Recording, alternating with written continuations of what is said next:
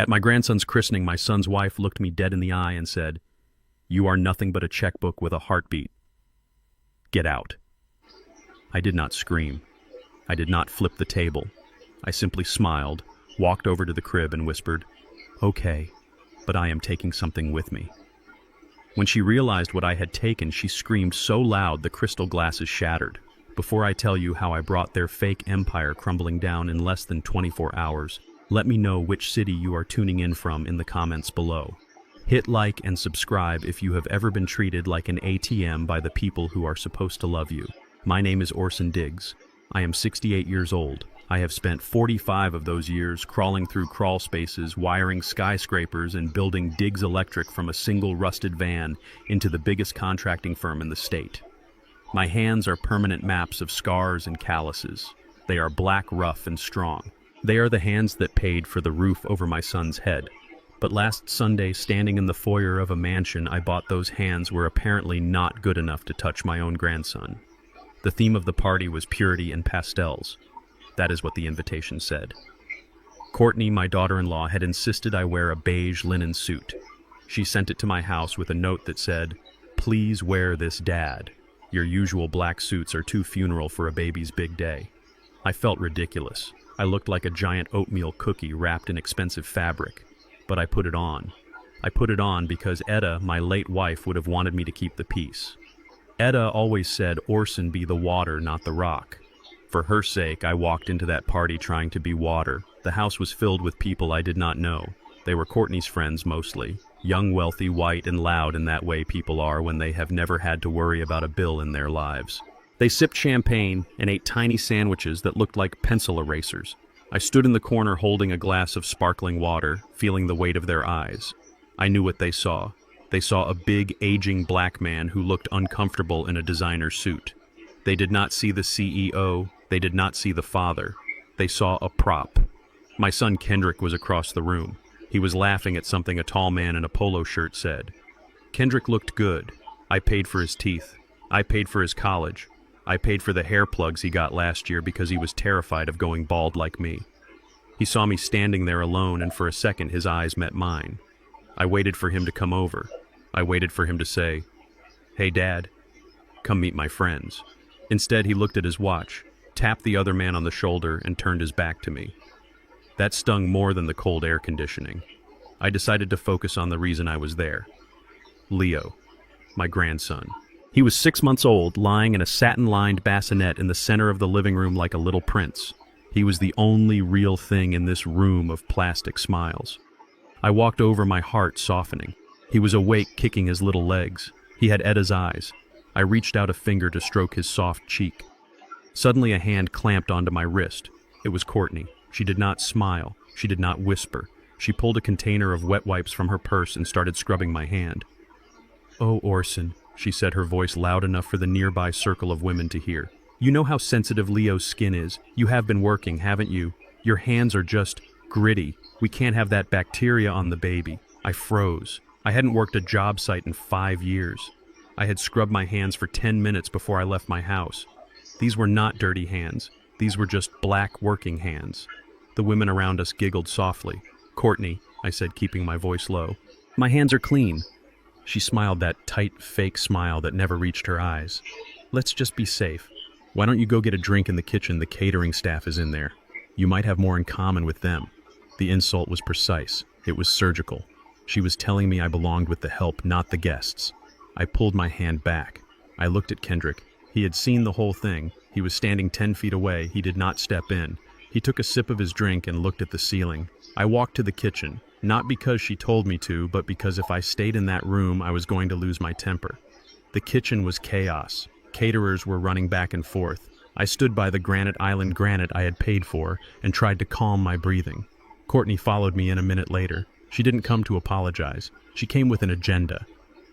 "Dad," she started, her tone shifting from condescending to sickly sweet. "I am glad I caught you alone.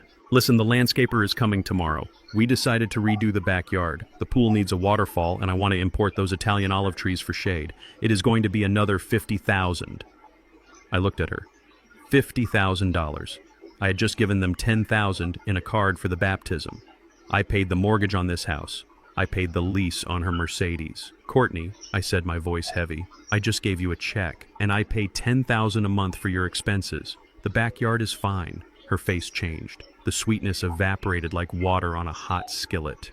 Fine, she snapped. It is pedestrian Orson. It is embarrassing. My friends are out there judging us. We need to maintain an image. Just write the check. You have the money. What are you going to do with it? Take it to the grave. I set my glass down. I am not an ATM, Courtney. I am your father-in-law. And right now I am a guest who is just humiliated in front of your friends. No. No money for olive trees. She took a step closer. She was small, but her entitlement made her loom large. She pointed a manicured finger in my face. Listen to me, old man. We tolerate you. Do you understand? We invite you to these things because we have to, because you pay the bills. But don't think for a second that you fit in here. You are embarrassing. You are loud. You are unrefined, and you remind Kendrick of everything he tries to forget. I looked past her at the kitchen doorway. Kendrick was standing there. He had followed her. Kendrick, I said, you hearing this? Kendrick looked at his shoes, his expensive Italian loafers. Dad, just give her the money. She is under a lot of stress. Don't make a scene. You agree with her? I asked, feeling a cold numbness spread through my chest. You think I'm embarrassing? Kendrick finally looked up. There was no love in his eyes, only annoyance. Dad, look at you. You are wearing a beige suit and you still look like you just crawled out from under a crawl space. You don't fit in our world. Just pay for the trees so we can go back to the party. Courtney laughed, a cruel, sharp sound. See, even your son knows it. You are nothing but a checkbook with a heartbeat, Orson. That is your utility. So either write the check or get out. We have an image to uphold. The room went silent. The hum of the refrigerator seemed deafening. A checkbook with a heartbeat. Something inside me snapped, but it wasn't a violent snap. It was the sound of a heavy steel door slamming shut and locking. It was the sound of the finality. I looked at Kendrick, the boy I had taught to ride a bike, the boy I had held when he cried over his first breakup, the boy I had built an empire for. He wasn't there anymore. There was only a stranger in a suit I paid for. Okay, I said softly. Okay. Courtney blinked, surprised by my surrender. So you will transfer the money? I didn't answer. I brushed past her. I walked out of the kitchen and back into the living room. The party was in full swing. Someone was making a toast. I walked straight to the bassinet. The guests parted ways, sensing the energy radiating off me. I wasn't the oatmeal cookie anymore. I was the rock. I looked down at Leo. He was sleeping now. Pinned to his little white onesie was a gold brooch. It was a small, rough nugget of gold with a single, old-cut diamond in the center. It had belonged to my great-grandfather, a man who was born a slave and died a free landowner. It was the only thing of value he had left to me. I had pinned it on Leo earlier that morning, a symbol of our legacy. Courtney and Kendrick came rushing out of the kitchen. "What are you doing?" Courtney hissed, trying to keep her voice down but failing. I reached into the bassinet. I unpinned the brooch. My hands were steady. "That is Leo's," Courtney shrieked. "No," I said, my voice booming across the silent room. "This belonged to a man who knew the value of blood and soil. It doesn't belong to a prop." I pocketed the brooch. Then I reached onto the side table where the stack of gifts was piled high. I found the thick ivory envelope with my handwriting on it. Inside was a cashier's check for $10,000. I picked it up. "Put that back." Kendrick stepped forward, his face flushing red. "Dad, everyone is watching. You are crazy." I slipped the envelope into my inside pocket. "I am just a checkbook, remember?" I said to the room. I looked at the crowd of strangers. My son says I don't fit in his world. He is right. I don't. Because in my world, family means loyalty. In my world, you don't bite the hand that feeds you unless you are ready to starve. I turned to Kendrick. His mouth was open, stammering. "Dad, stop. You are ruining everything." I walked to the front door, the heavy oak door that cost $4,000. I opened it. The fresh air hit my face. It smelled like freedom. It smelled like rain. Dad, Kendrick ran after me, grabbing my arm just as I stepped onto the porch. I stopped. I looked at his hand on my sleeve, the same sleeve he was ashamed of. What I asked. Kendrick looked desperate, but not for me. He looked back at the party, then at me. The caterers, he whispered frantically. "They haven't been paid the final installment yet. They need the credit card on file to close the tab. You You are still going to handle that, right? Before you go, I looked at him, really looked at him. And in that moment, the last thread of hope I had for my son dissolved. I smiled. It was the coldest smile I have ever worn. I don't know, Kendrick. Ask the Italian olive trees. I pulled my arm free, walked to my truck, my old reliable Ford F-150 that Courtney hated, and started the engine. As I drove away, I didn't look back at the mansion. I didn't look back at the son I lost. I reached for my phone and dialed the number for the bank. It was Sunday, but my banker, Mr. Henderson, always answered for me. Orson Henderson said, "Is everything all right?" "No, George," I said, watching the mansion disappear in my rearview mirror. "Everything is wrong, but we are going to fix it. I need you to suspend all activity on the platinum cards, the ones ending in 45 and 88, both of them," Henderson asked. "That is Kendrick and Courtney's main line of credit. Kill them," I said. "And George, cancel the auto pay for the utilities at the Maple Drive estate. Electricity, water, gas, everything." Orson Henderson sounded worried. "That is drastic. Did something happen?" I touched the gold pin in my pocket. I felt the sharp point of the clasp. "I just realized I have been investing in a bad stock, George. I am liquidating my assets." I hung up. The checkbook was closed. The heartbeat, however, was just starting to race. I wasn't sad anymore. I was ready to work. And when Orson Diggs goes to work, things get demolished. I drove my truck straight to the First National Bank on 4th Street. I did not go home to change out of that ridiculous beige suit. I did not stop to grab a bottle of whiskey to drown my sorrows. I had been sober for 20 years, and I was not about to let my ungrateful son drive me back to the bottle. The engine of my Ford was still ticking with heat when I slammed the door shut and marched toward the glass double doors. It was Sunday, but the main branch had a private wealth management office that stayed open for clients like me, clients who built the skyline of this city. George Henderson was waiting for me. I had called ahead. He looked nervous. He was a small man with thin glasses who had managed my accounts since Diggs Electric was just me and a toolbox. He knew how much I loved my son. He knew I had set up those accounts to make sure Kendrick never had to struggle the way I did. But George also knew the look on my face. It was the same look I had when a subcontractor tried to cheat me on drywall pricing. It was the look of a man who was done negotiating. "Sit down, Orson," George said, gesturing to the leather chair. "Can I get you some water?" "No water." "George," I said, remaining standing, "I need a pen and I need your computer unlocked. We have work to do." George typed in his password. His hands were shaking slightly. "Orson, are you sure about this? The penalties for early withdrawal on the trust fund alone will be significant, and the credit lines. If we close them so abruptly, it will impact Kendrick's credit score immediately." I leaned forward. My hands were flat on his mahogany desk. The contrast of my dark, calloused skin against the polished wood was sharp. "Kendrick does not have a credit score, George. I have a credit score. Kendrick has an allowance that he thinks is a salary. He has a lifestyle that he thinks is a birthright. Today, I am correcting a clerical error I made 30 years ago. I am removing the safety net." George nodded and opened the main dashboard. I watched the screen. It was a map of my generosity. There was the mortgage payment for the mansion on Maple Drive set to auto-pay from my primary business account. There were the 2 platinum Visa cards with limits of $50,000 each. There was the lease agreement for Courtney's Mercedes G-Wagon. There was the monthly transfer for what they called household maintenance, which I knew really went to designer clothes and expensive dinners. Start with the cards I commanded, both of them. Mark them as stolen or lost, no. Mark them as closed by the primary account holder. I want them to know it was me. I want the terminal to flash a code that says account closed by owner. George clicked the mouse. "Done," he said. "Now the utilities," I said. "Who pays the electric bill at Maple Drive? You do, Orson. It comes out of the Real Estate Holding LLC. Cancel it," I said. George looked up, his eyes wide. "Orson, that is illegal in some tenant situations. You have to give notice." I smiled cold and hard. "They are not tenants, George. They don't pay rent. They are guests. And as the homeowner, I am choosing to schedule urgent electrical maintenance, the kind that requires the system to be shut down indefinitely until I can inspect the wiring personally.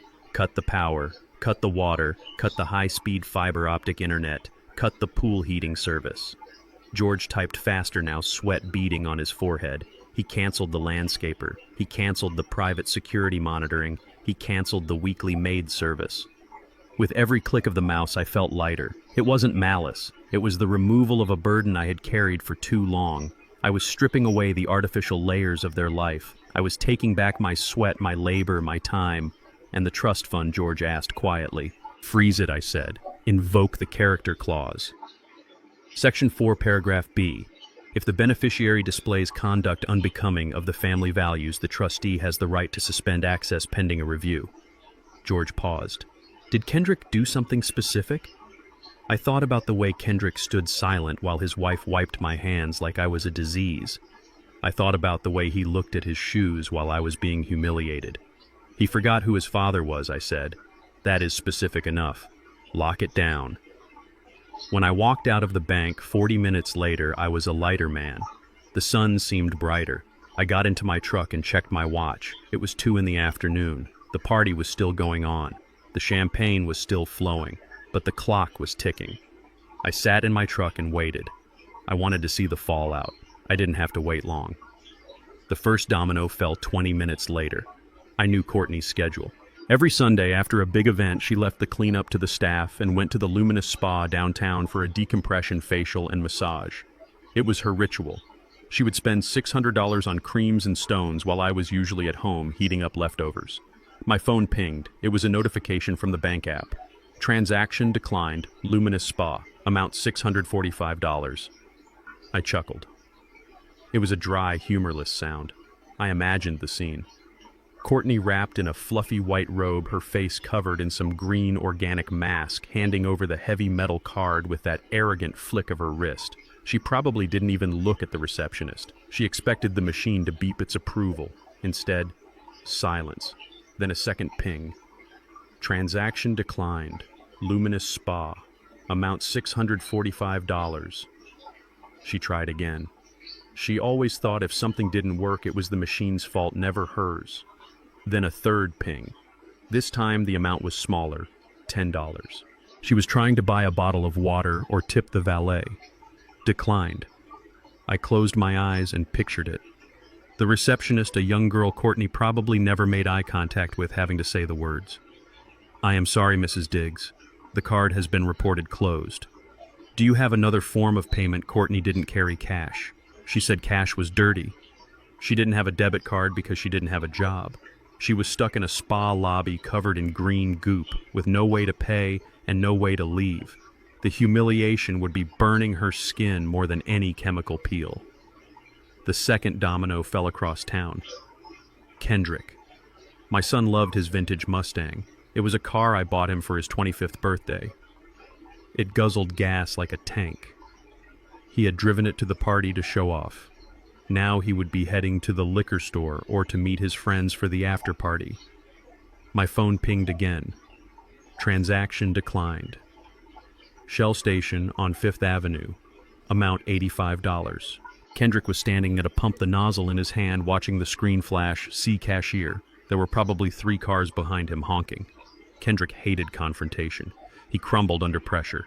He would be sweating now, tapping his card against the reader, praying for a miracle. But miracles cost money, and his God had just cut off the supply. Then the final blow. The house. I had timed the utility cut with a friend of mine at the power company. I called in a favor. It was technically a service interruption for safety inspection. The text came from the security system backup battery. Main power lost. Wi-Fi connection lost. Smart home hub offline. The mansion on Maple Drive was a smart home. Everything was controlled by the internet. The locks, the blinds, the thermostat, the fridge. When the power died and the internet cut, the house became a tomb. The music at the party would have cut out instantly. The air conditioning, fighting the humid afternoon heat, would grind to a halt.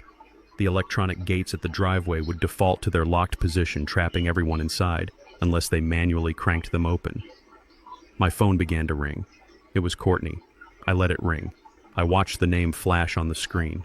The picture she had set was a selfie of her and Kendrick on a yacht I paid for. They looked so happy, so rich, so oblivious. The ringing stopped, then it started again immediately. This time it was Kendrick. I picked up on the last ring. I didn't say hello. I just listened. Dad, what is going on? Kendrick's voice was high-pitched with panic. I am at the gas station and the card isn't working. The guy is threatening to call the cops if I don't pay for the gas I already pumped. And Courtney just called me screaming that she is being held hostage at the spa because her cards are dead. What is happening? Is the identity theft protection kicking in? Did we get hacked? I started the engine of my truck. The rumble of the V8 was comforting. No Kendrick.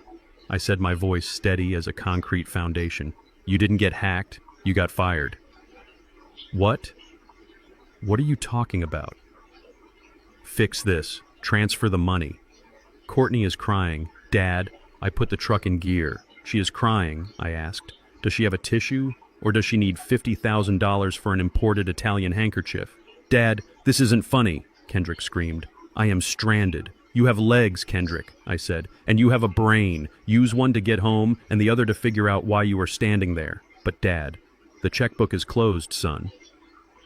The heartbeat is still going, but it is beating for me now. Figure it out. I hung up the phone. I tossed it onto the passenger seat. I drove toward the highway. I wasn't going back to my empty house. I was going to a steakhouse. I was going to order a ribeye medium rare, and I was going to pay for it with my own cash with my own hands. The chaos I left behind was not my problem. It was their curriculum. The semester had just begun and the tuition was going to be expensive. As I merged onto the freeway, I saw storm clouds gathering over the direction of Maple Drive. Good. Let it rain. Let it wash away the pastels. Let them see what the world looks like when you don't have a golden umbrella. I felt a vibration in my pocket. Another notification. But this one wasn't a decline. It was a voicemail from Courtney. I didn't listen to it yet. I knew what it would contain. Threats, anger, venom. She would not understand. Not yet. She thought this was a tantrum. She didn't realize it was an eviction from the life she thought she owned. I turned on the radio. Some old blues song was playing. A man singing about hard work and hard times. I turned it up. For the first time in years, the music sounded right. I was alone, yes, but I was free, and tomorrow the real demolition would begin. I steered my truck away from the manicured lawns of the suburbs and headed toward the south side. The sky was turning a bruised purple as the sun went down, matching the feeling in my chest. I was not going home to an empty house. I needed answers, and I knew exactly where to find them. I pulled up in front of a faded brick building on 52nd Street. The sign above the door said Moe's 24-hour laundromat, but the real business happened in the back office. Moe was a man I had known since we were both young and foolish, running the streets before I found electricity and he found trouble. I had bailed him out of a tight spot 20 years ago, gave him a job when no one else would, and helped him set up his private investigation license. He owed me his life, and he never forgot it. When I walked in, the air smelled of detergent and stale cigarette smoke. Moe was sitting behind a metal desk that looked like it had survived a war. He was a mountain of a man with skin the color of obsidian and a scar running from his ear to his jawline. When he saw me, he didn't smile. He knew that if Orson Diggs was on the south side on a Sunday night wearing a beige suit, something was terribly wrong. Mr. Diggs Moe said, his voice like gravel in a mixer. "You look like you just came from a funeral." I sat down on the folding chair opposite him. The metal was cold against my back. "Not a funeral, Moe. An awakening. I need you to work." Moe closed the magazine he was reading. He leaned forward, his eyes serious. "Name it. I need a full financial autopsy on Kendrick and his wife. I need to know where every dime I gave them went. And I need to know why Courtney was so desperate for $50,000 today that she insulted me in front of half the city." Moe didn't ask questions. He didn't ask why I was investigating my own son. He simply nodded and turned to his computer. For the next 2 hours, the only sound in the room was the clicking of his keyboard and the hum of the washing machines out front. I watched him work. Moe wasn't a hacker from the movies. He was a digger. He knew people at the credit bureaus. He knew people at the banks. He knew how to follow the trail of breadcrumbs that stupid people leave behind. I sat there staring at a water stain on the ceiling, replaying the scene at the christening over and over. A checkbook with a heartbeat. The words echoed in my head, getting louder each time. I wondered if I was the fool. Etta had warned me. She had told me that giving Kendrick too much too soon would cripple him. I had argued that I just wanted him to have the childhood I never had. Now sitting in the back of a laundromat, I realized I had bought him a handicap, not a head start. "Got it," Mo said abruptly. The silence broke. I looked at him. His face was grim. He didn't look at me. He looked at the printer as it started to whir and spit out pages. "Orson, you are not going to like this," Mo warned, grabbing the fresh stack of warm paper. "Give it to me," I said. Mo slid the stack across the desk. I put on my reading glasses. My hands were steady, but my stomach was churning acid. The first page was about Kendrick. Employment status, it read. Terminated. I looked at the date. March 14th. "He was fired 6 months ago," I whispered. Mo nodded. "They let him go for gross incompetence and frequent absences. He never told you." I shook my head. Every morning, Kendrick left the house in a suit. Every evening, he came home complaining about his boss. He had been looking me in the eye for half a year, lying about a job he didn't have. "So, where does he go all day?" I asked. Mo tapped a few keys. "Credit card records show he spends a lot of time at the upscale coffee shop on 4th, then the park, then usually a bar around 2 p.m. He is playing pretend Orson. He is pretending to be a businessman because he is terrified you will find out he failed." I felt a sharp pain in my chest. My son was a failure, yes, but the cowardice hurt more. He was playing dress-up while I paid his mortgage. I turned the page. This was Courtney's file. If Kendrick's file was a tragedy, Courtney's was a horror show. The numbers were staggering. The girl didn't just have debt, she was drowning in it. Total outstanding credit card debt, $212,000. I gasped. How is that even possible? I give them $10,000 a month for expenses. "Look at the statements," Mo said, pointing a thick finger at the itemized list. I looked. It was a sickness. Gucci, Prada, Saks Fifth Avenue. But then I saw something else. Returns. There were thousands of dollars in returns, but the credit wasn't going back to pay the debt. The refunds were going into a separate secret account in her maiden name. "She is buying clothes to wear once for Instagram photos," Mo explained, his voice filled with disgust. "She keeps the tags on, takes the picture, gets the likes, and then returns them.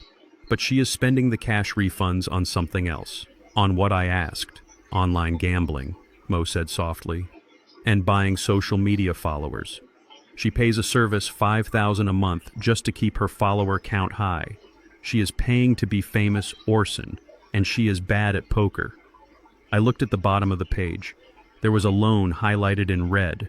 It wasn't from a bank, it was from a payday loan company known for breaking kneecaps if you missed a payment. The balance due was exactly $48,000. The $50,000 for the olive trees, I realized. She didn't want trees, she wanted to pay off the sharks. Mo nodded. "She is underwater Orson. She is maxed out. That 50 grand was probably her last chance to keep the loan sharks away before the interest compounded again." I sat back in the metal chair. The stack of papers felt heavy in my hand. It weighed more than the bricks I used to carry on construction sites. This was the weight of betrayal.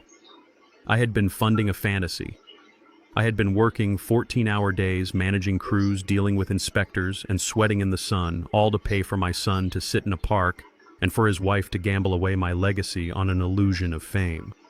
"They are not just ungrateful, Mo," I said, my voice quiet and dangerous. "They are frauds." Mo looked at me with deep sympathy. "What are you going to do, Orson?" I stood up.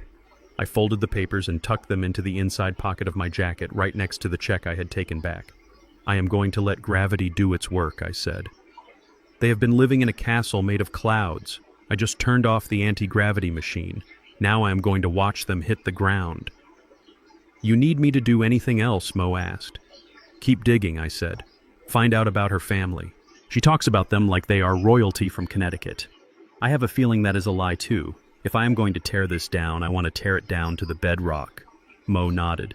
"Consider it done."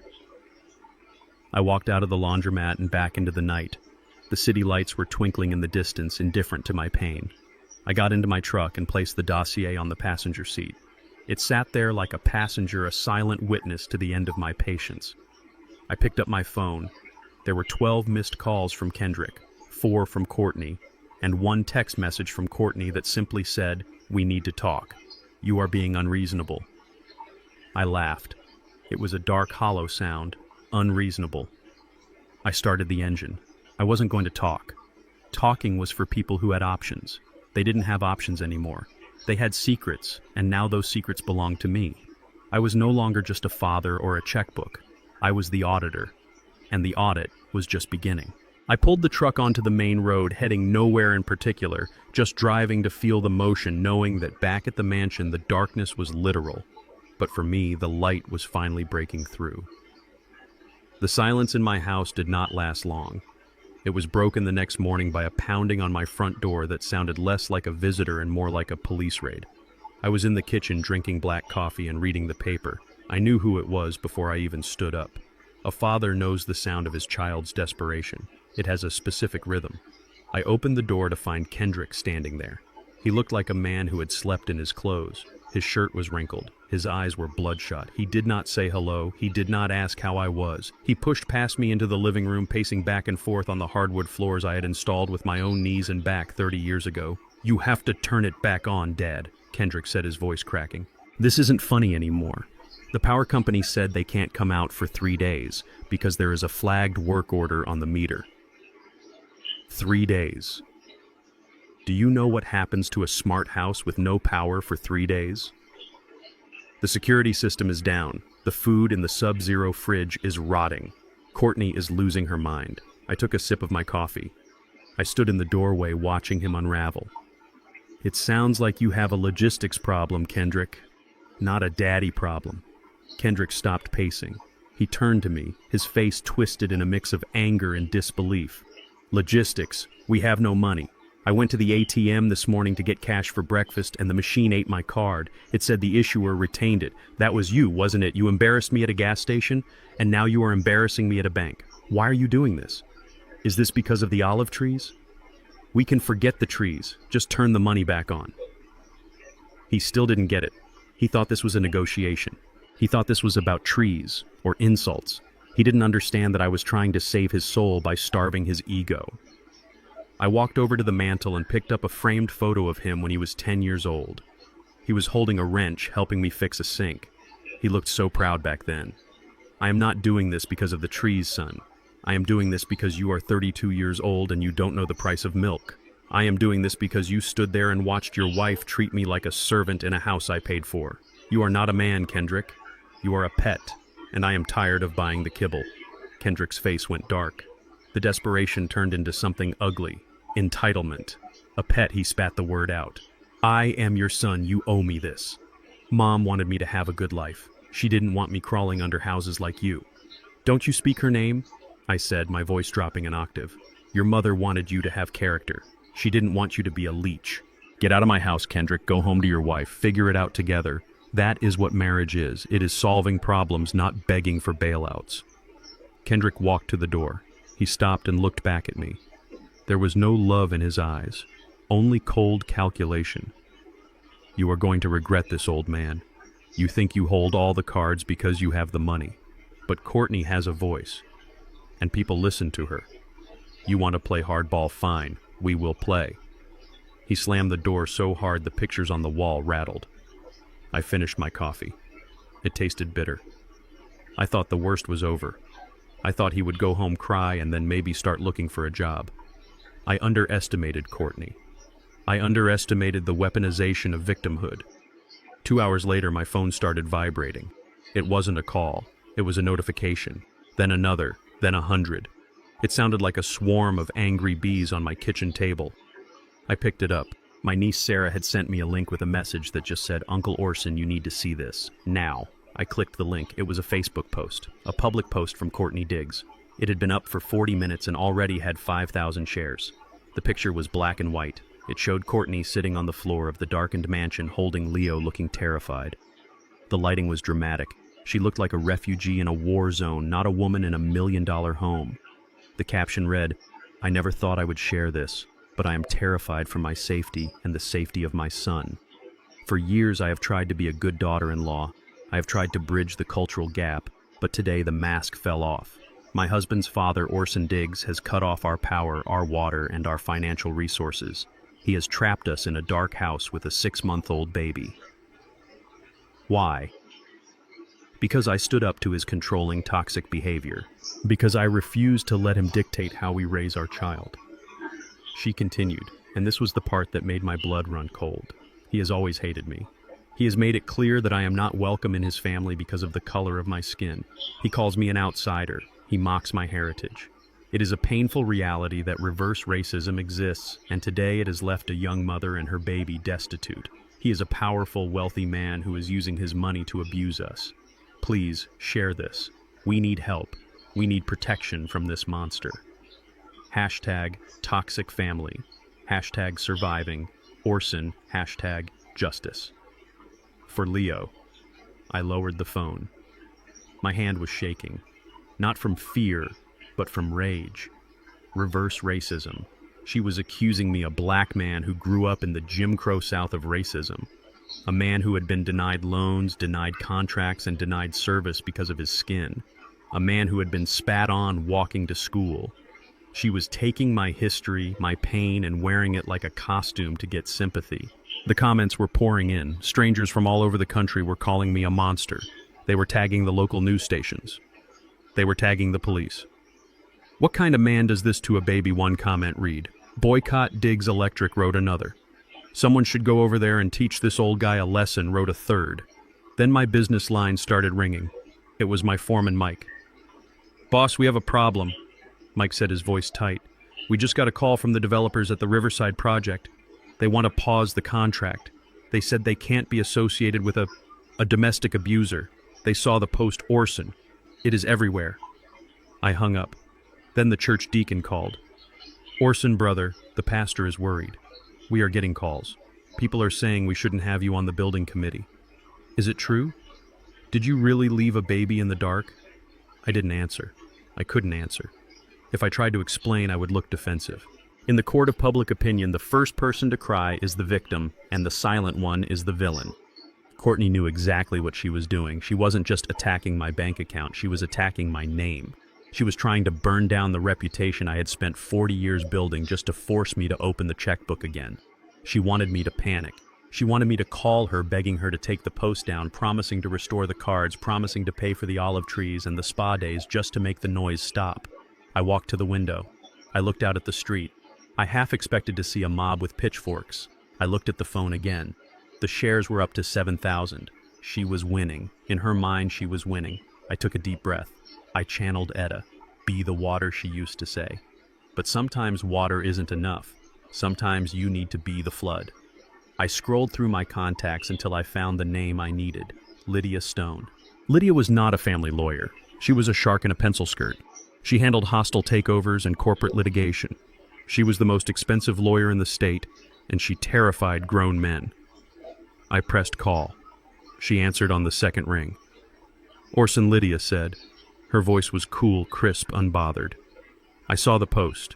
My paralegal is already drafting a cease and desist for defamation. Do you want me to send it? No, Lydia, I said. I was staring at the reflection of my own eyes in the window. They looked tired, but they looked fierce. Defamation is a civil suit. It takes too long. She wants a war. She wants to play the victim. Fine, let's give her a real reason to cry. What do you have in mind? Lydia asked. I want you to pull the deed for the Maple Drive property, the one the LLC holds. I have it right here, she said. Draft an eviction notice, I said, but not a standard 30-day notice. I want you to invoke the morals clause in the occupancy agreement, the one that says tenants can be removed immediately if they engage in conduct that damages the reputation of the property owner. Lydia paused. I could hear her smile through the phone. Orson, that is aggressive. If we do that, the sheriff will be there by tomorrow morning. They will be on the street. Good, I said. And Orson, Lydia added, if we do this, there is no going back. This destroys the relationship permanently. The relationship was destroyed the moment she used my skin color as a weapon to cover her gambling debts, I said. I paused. I watched a car drive slowly past my house. Someone inside held up a phone filming. The vultures were circling. They want to tell the world I made them homeless. I asked, my voice low and steady. They want to play the victim for likes and shares. Okay, I will make their story come true. I am going to make them homeless for real. Print the papers. Lydia, I will meet the sheriff at the gate at 700 hours and bring a camera crew. If she wants a show, let's give her a season finale. I hung up the phone. The buzzing continued. The hate continued. But I felt calm. I was no longer the father trying to teach a lesson. I was the general engaging the enemy. They had fired the first shot, but they had forgotten one thing. I owned the battlefield. And tomorrow I was bringing in the heavy artillery. Lydia Stone's office was on the 42nd floor of a glass tower that looked down on the city like a silent god. The view was expensive, but the woman sitting behind the desk was priceless. Lydia was the kind of lawyer who didn't just win cases. She annihilated the opposition so thoroughly that they thanked her for letting them surrender. She wore a white suit that was sharper than a scalpel, and her eyes were cold, calculating, and absolutely brilliant.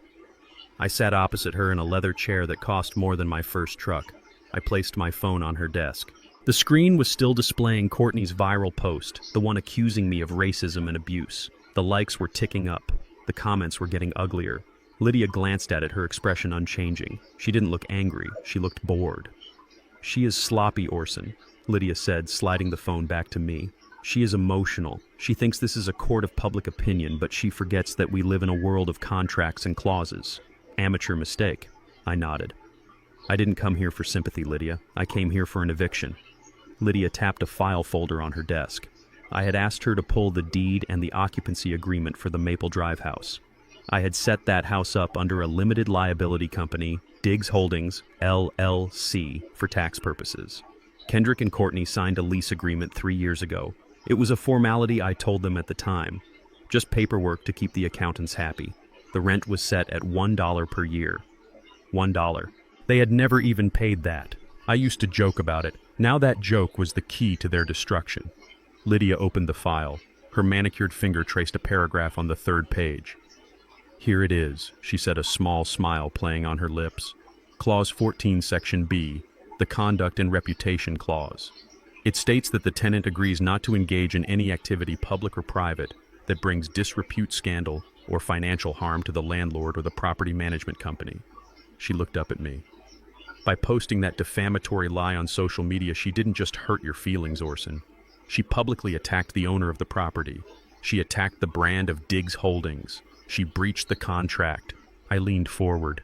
"So we don't have to wait 30 days. Lydia shook her head. "Number. This is a material breach of lease. We can file for an emergency eviction order, immediate possession. We argue that their continued presence on the property poses a threat to the landlord's business interests. The judge will sign it. I can have the sheriff there by sunrise." I looked at the document. It was just paper. But in the right hands, paper is sharper than steel. "Do it," I said. Lydia pulled a fountain pen from her pocket. "Orson, I need you to understand what this means. Once we serve this, they are out. The locks get changed. Their belongings get put on the curb or in storage. This is traumatic. This is final. Are you sure you want to do this to your son?" I thought about Kendrick standing in my living room demanding I turn the money back on while his wife slandered my name to thousands of strangers. I thought about the way he looked at his shoes while she wiped my black hands. He made his choice. "Lydia," I said, my voice steady.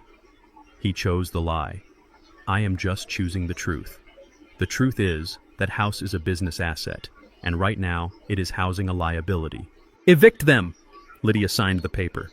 The sound of the pen scratching against the page was the loudest sound in the room. It sounded like a guillotine dropping. "I will call Sheriff Miller," she said. "Meet him at the gate at 0700 hours. And Orson, wear a suit. If she's going to play the media game, you need to look like the CEO you are." I stood up and buttoned my jacket. "I will wear the black one," I said. "It is a funeral for their lifestyle after all." The next morning the sky was a bruised gray. It was 7 o'clock sharp when I pulled my truck up to the wrought iron gates of the Maple Drive estate. The air was cold and damp. The fog clung to the manicured hedges like a ghost. Sheriff Miller was already there. He was a good man, a man I had fished with, a man who knew the difference between right and wrong. He leaned against his cruiser holding a folded document. He didn't look happy, but he looked ready. "Morning, Orson," he said, tipping his hat. "You sure about this morning, Jim?" I replied, stepping out of the truck. "I have never been more sure of anything. Let's get it done." We walked up the long driveway. The house was dark. The power was still out, so the windows looked like dead eyes staring back at us. There was no movement inside. They were likely still asleep, huddled under expensive duvets, dreaming that their social media fame would save them. Jim pounded on the heavy oak door. The sound echoed through the morning silence like a gunshot. Sheriff's Department, open up. Nothing happened for a moment. Then I heard the shuffling of feet. I heard a voice shrill and panicked. It was Courtney. Hold on. Who is it? Sheriff's Department, Jim repeated. We have a court order. Open the door or we will breach it. The lock clicked. The door swung open. Courtney stood there wrapped in a silk robe.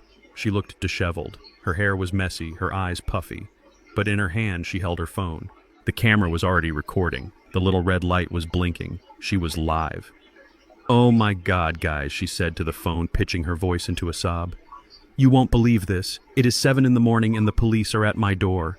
My father-in-law sent the police. She turned the camera toward me.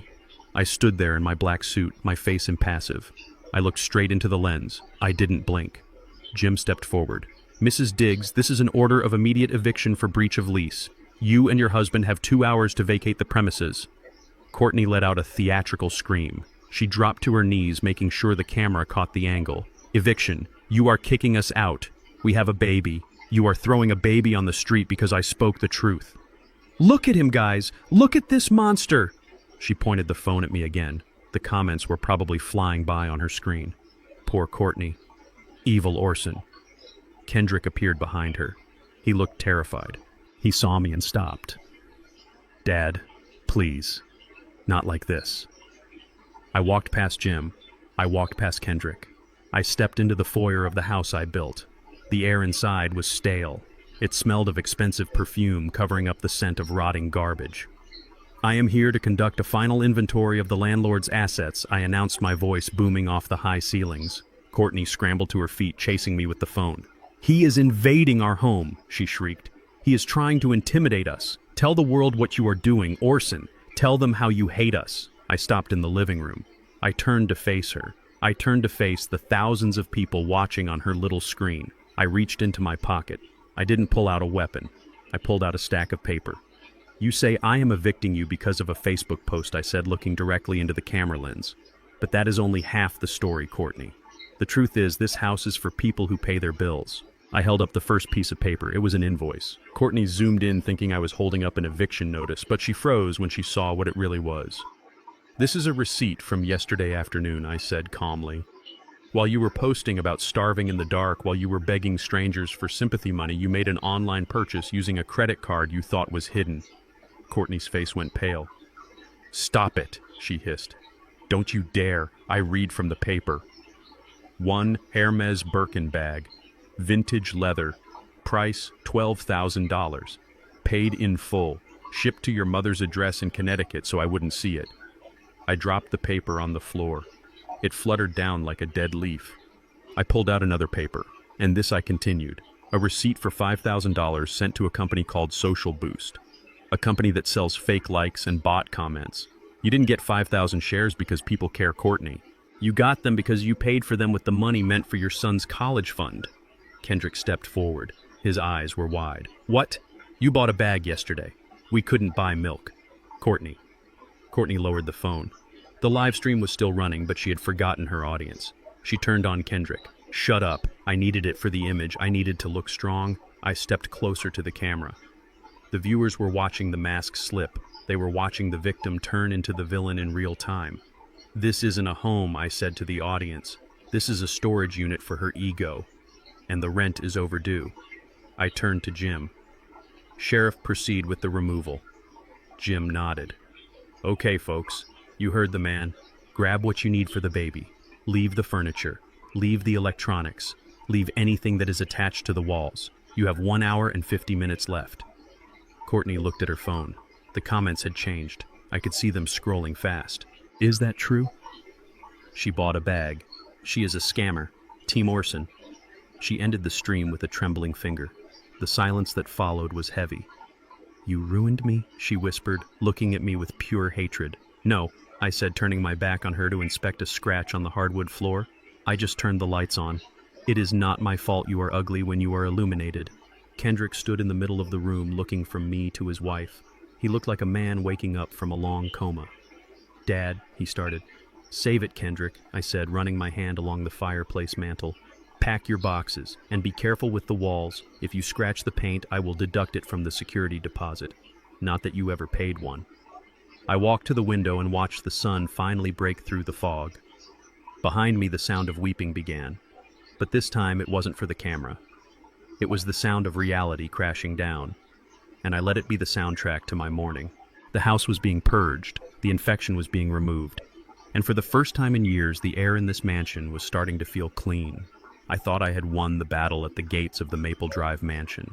I thought that stripping them of the luxury they had not earned would force them to face reality. I expected anger. I expected tantrums. I even expected a lawsuit over the eviction. But I did not expect Courtney to reach into the gutter and pull out a weapon so dirty that even I was not prepared for the blow. I forgot that when you corner a rat, it does not fight fair. It aims for the throat, and my throat was my grandson, Leo. 2 days after the eviction, the silence from their end was deafening. I knew they were staying at a cheap motel on the outskirts of town because my private investigator, Mo, was tracking their movement. I knew they were desperate. I assumed they were scrambling to find jobs or begging Courtney's parents in Connecticut for a wire transfer. I sat in my home, the home I had built with my own hands, and I felt a pang of worry. Not for them, but for the baby. Leo did not ask to be born into a war zone. He did not ask for a father who was a coward or a mother who was a narcissist. I decided to be the bigger man. I went to the store and bought 3 boxes of premium formula, the expensive kind that Courtney insisted Leo needed because of his delicate stomach. I bought diapers. I bought warm clothes because I knew that motel had drafty windows. I was not going to give them cash, but I was not going to let my blood starve. I loaded the truck and drove to the motel. I intended to drop the supplies at the front desk and leave. I did not want a confrontation. I just wanted to make sure the boy was fed. I pulled into the parking lot of the motel. It was a sad place with flickering neon signs and potholes that could swallow a tire. I saw Courtney's Mercedes G-Wagon parked in the back looking ridiculous next to the rusted sedans and work trucks. It was covered in dust, the symbol of their fallen empire.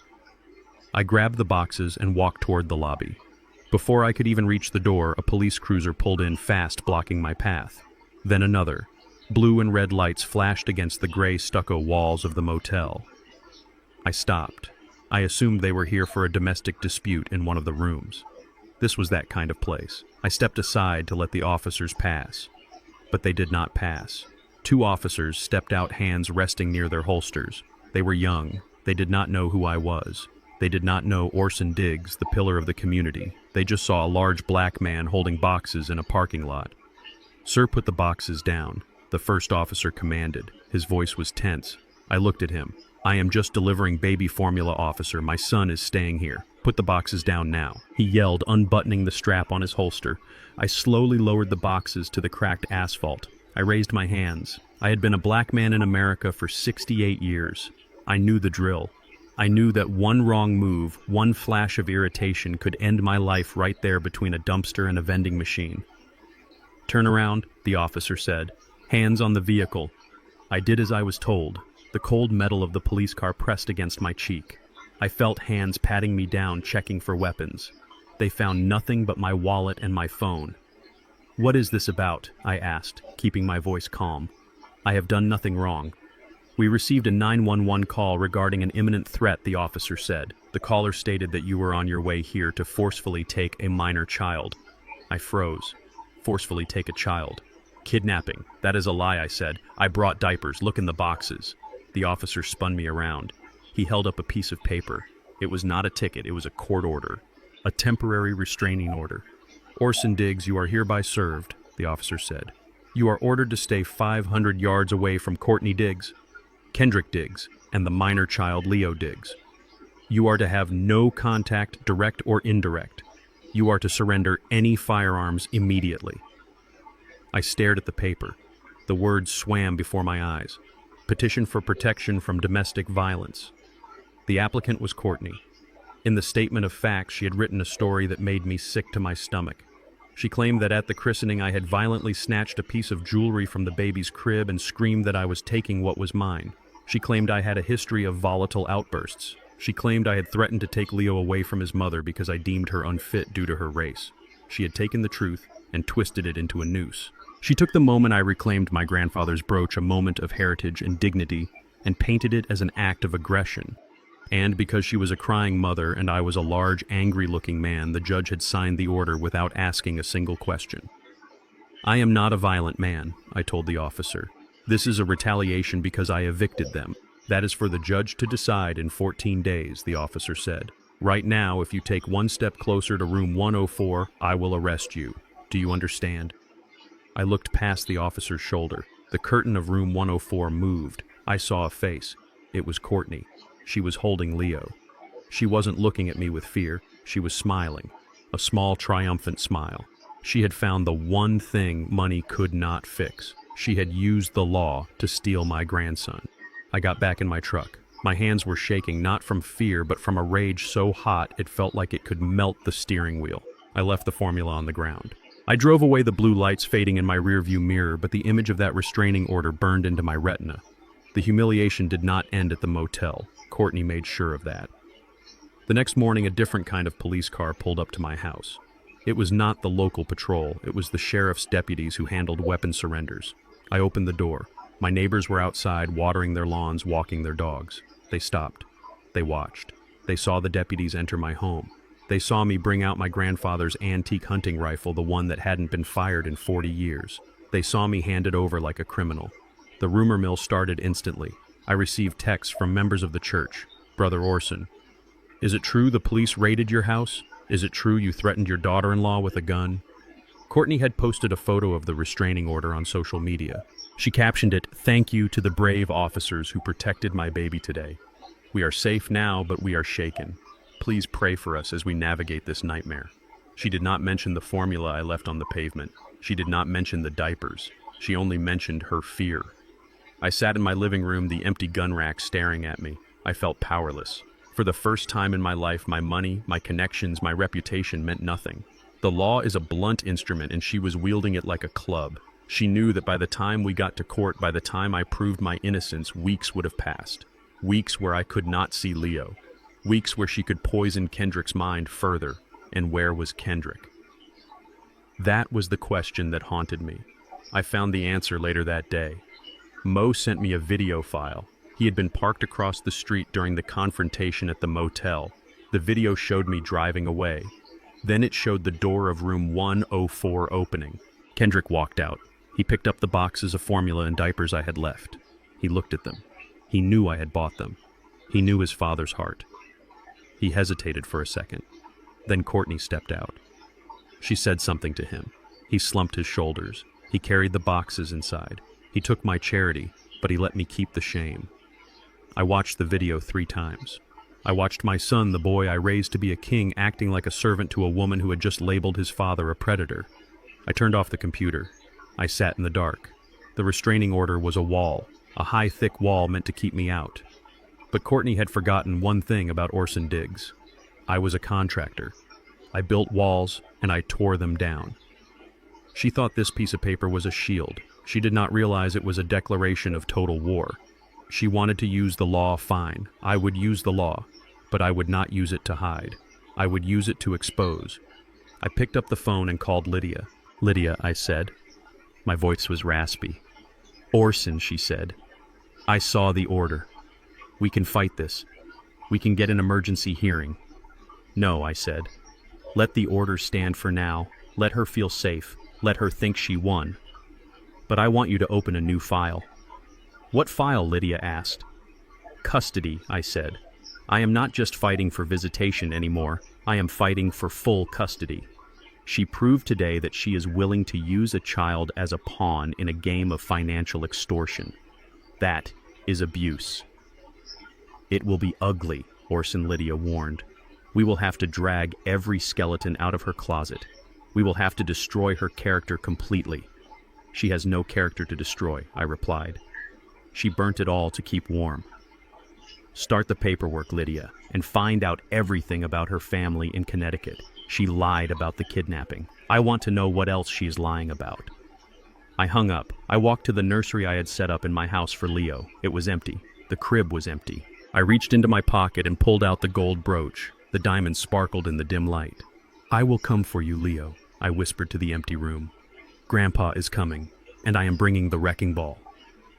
The restraining order was a piece of paper, but it felt like a concrete wall wrapped in razor wire.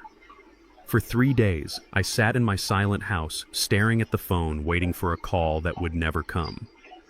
My lawyers told me to be patient. They told me that the wheels of justice turn slowly. But I knew better. In the construction business, if you wait too long, the cement hardens and you are stuck with a foundation that is crooked forever. I could not wait for a court date. I could not wait for a judge to see through Courtney's tears. I needed to act, but I could not use force. Force had gotten me here. I had to use leverage. I remembered something Etta used to say when we went fishing. She would say, "Orson, if the fish aren't biting, change the bait. They don't want the worm, give them the shine." Courtney and Kendrick did not fear the angry father anymore. They had the police for that. But there was one thing they were terrified of losing: the inheritance. They thought I was a monster, yes. But they also thought I was an immortal monster who would hold on to his money forever. If I wanted to draw them out, I had to show them the one thing they wanted more than my destruction. My end. I drove to St. Jude's Hospital on a Tuesday morning. I walked into the emergency room, not as Orson Diggs, the CEO, but as an old man who had forgotten where he parked his truck. I let my hand tremble. I let my speech slur just a little when I spoke to the nurse. I complained of dizziness. I complained of confusion. Within an hour, I was admitted for observation. I called my assistant Brenda and gave her very specific instructions. I told her to cancel my meetings. I told her to sound worried. I told her to let it slip to the church prayer chain that Orson Diggs had suffered a mini-stroke and was not making much sense. News in our community travels faster than fiber optics. I knew it would reach Kendrick before lunch, and I knew exactly how they would react. They would not come out of concern. They would come to assess the damage. They would come to see if the king was finally dying so they could measure the crown for their own heads. I lay in the hospital bed hooked up to a monitor that beeped in a steady rhythm. The room smelled of antiseptic and floor wax. I hated it. It reminded me of Etta's last days, but I forced myself to stay still. I stared at the ceiling tiles, counting the dots, waiting for the vultures to circle. It was 3 in the afternoon when the door opened. They walked in cautiously. Kendrick was wearing a tracksuit, looking like he hadn't shaved in days. Courtney was dressed perfectly as always in a designer trench coat, holding a cup of coffee. She didn't bring flowers. She didn't bring a card. She brought her ambition. I closed my eyes halfway. I let my mouth hang open slightly. I made my breathing sound shallow. Dad, Kendrick whispered. He sounded scared. But was he scared for me or scared of me? I turned my head slowly. I focused on them, blinking rapidly as if I was having trouble recognizing their faces. "Kenny," I rasped. "Is that you, son?" Kendrick stepped closer to the bed. "Yeah, Dad. It is me. We heard you. We heard you had an episode." I tried to sit up, then fell back against the pillows, letting out a weak groan. My hand shook as I reached for the water cup on the tray. I knocked it over on purpose. Water spilled onto the linoleum floor. "I'm sorry," I mumbled, wiping my hand on the sheet. "My hands, they don't work right today. Nothing works right. I don't know why I'm here." Courtney stepped forward. She was watching me like a hawk watching a dying rabbit. Her eyes were scanning my face, looking for a lie. But I was not lying. I was acting, and I was channeling every ounce of exhaustion I had felt for the last 30 years. "The doctors say it is stress," Orson Courtney said, her voice devoid of warmth. "They say your blood pressure is through the roof. You are confused." I looked at her. I tried to look pathetic. "Courtney," I said softly, "I am sorry about the trees. I am sorry about the house. I don't know what came over me. I feel so tired. I feel like I am losing my grip." She exchanged a look with Kendrick. It was a look of pure excitement. They weren't seeing a father apologizing. They were seeing an obstacle crumbling. Kendrick sat on the edge of the bed. "Dad, you are pushing yourself too hard. You are 68. You can't keep running the company. You can't keep fighting everyone. Look at you. You are shaking." "I am scared, Kenny," I whispered. "I forgot the code to the safe this morning. I forgot your mother's birthday. What is happening to me?" Courtney moved in for the kill. She put a hand on Kendrick's shoulder, squeezing it. Orson listened to us, she said, her tone businesslike. We have been talking. We want what is best for you. Staying in that big, empty house all alone. It is dangerous. What if you fall? What if you have another episode and no one is there? I looked down at my hands. I don't want to be alone, I admitted. That was the only true thing I said. We found a place, Courtney said quickly. It is called Sunset Hills.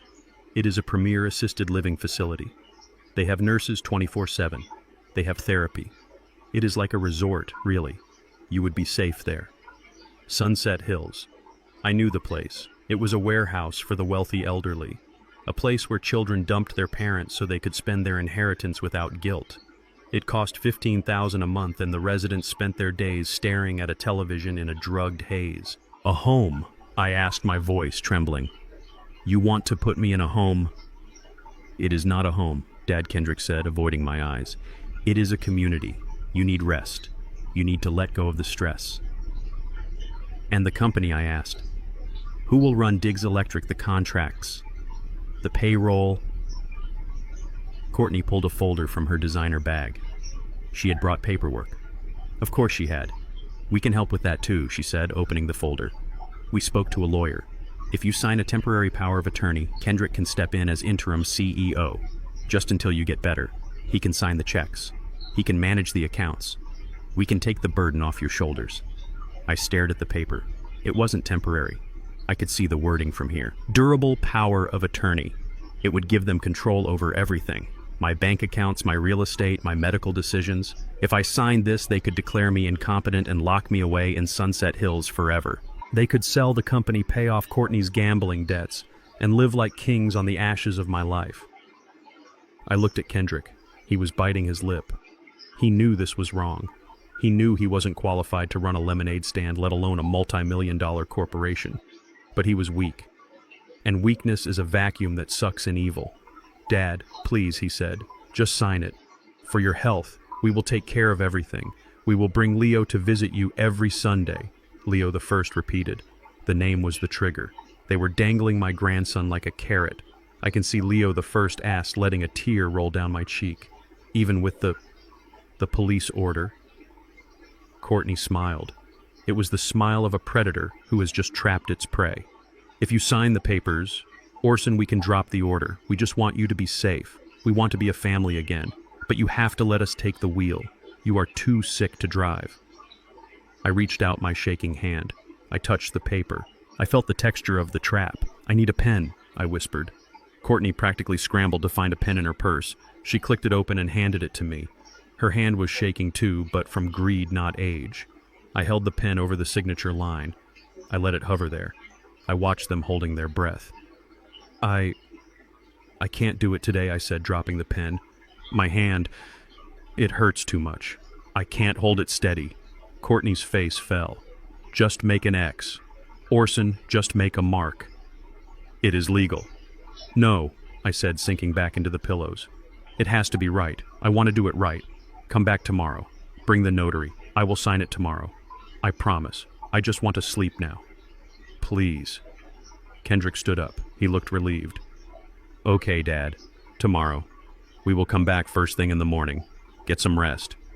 Courtney looked furious, but she masked it quickly. She leaned down and patted my arm.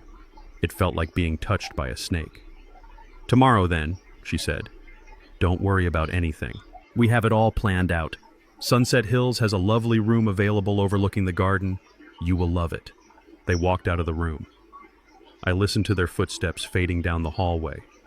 I heard Courtney whisper, "We got him. He is done." The door clicked shut. I waited 1 minute, then 2. I sat up. I stopped shaking. I poured myself a fresh glass of water and drank it in one steady gulp. I pulled the blanket off my legs. I walked to the window and looked down at the parking lot.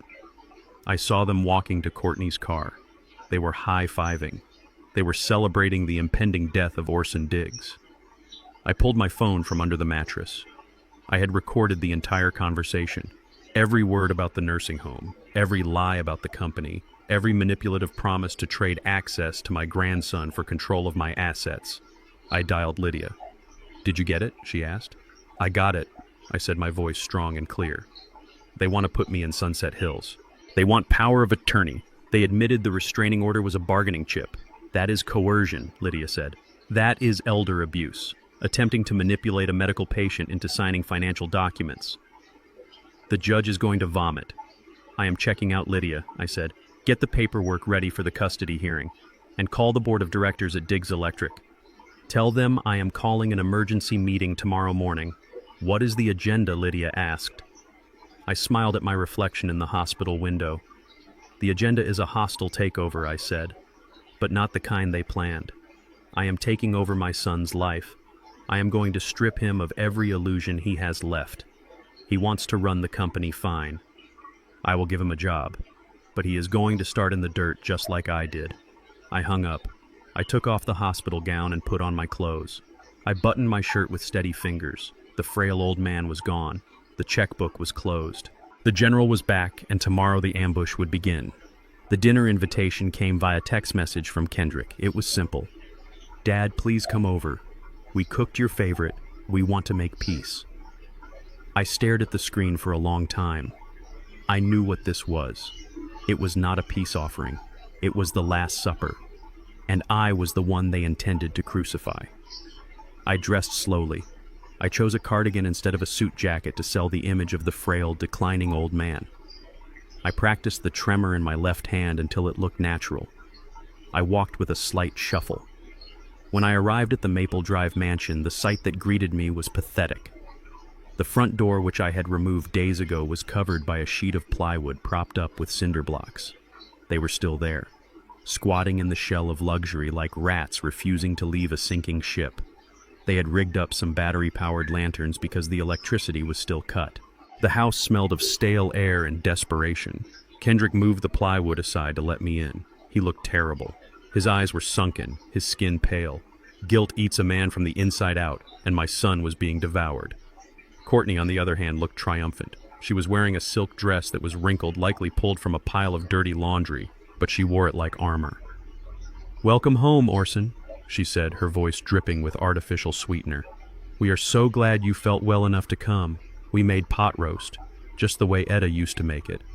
I flinched at the mention of my wife. Courtney had never met Etta. She had no idea how Etta cooked, but I nodded slowly, playing my part. "Thank you," I rasped, letting my voice crack. I just want to see family." We moved to the dining room. They had set the table with the fine china, the only things I hadn't seized or destroyed. The candlelight flickered, casting long, dancing shadows on the walls. It felt less like a dinner and more like a seance. We sat down.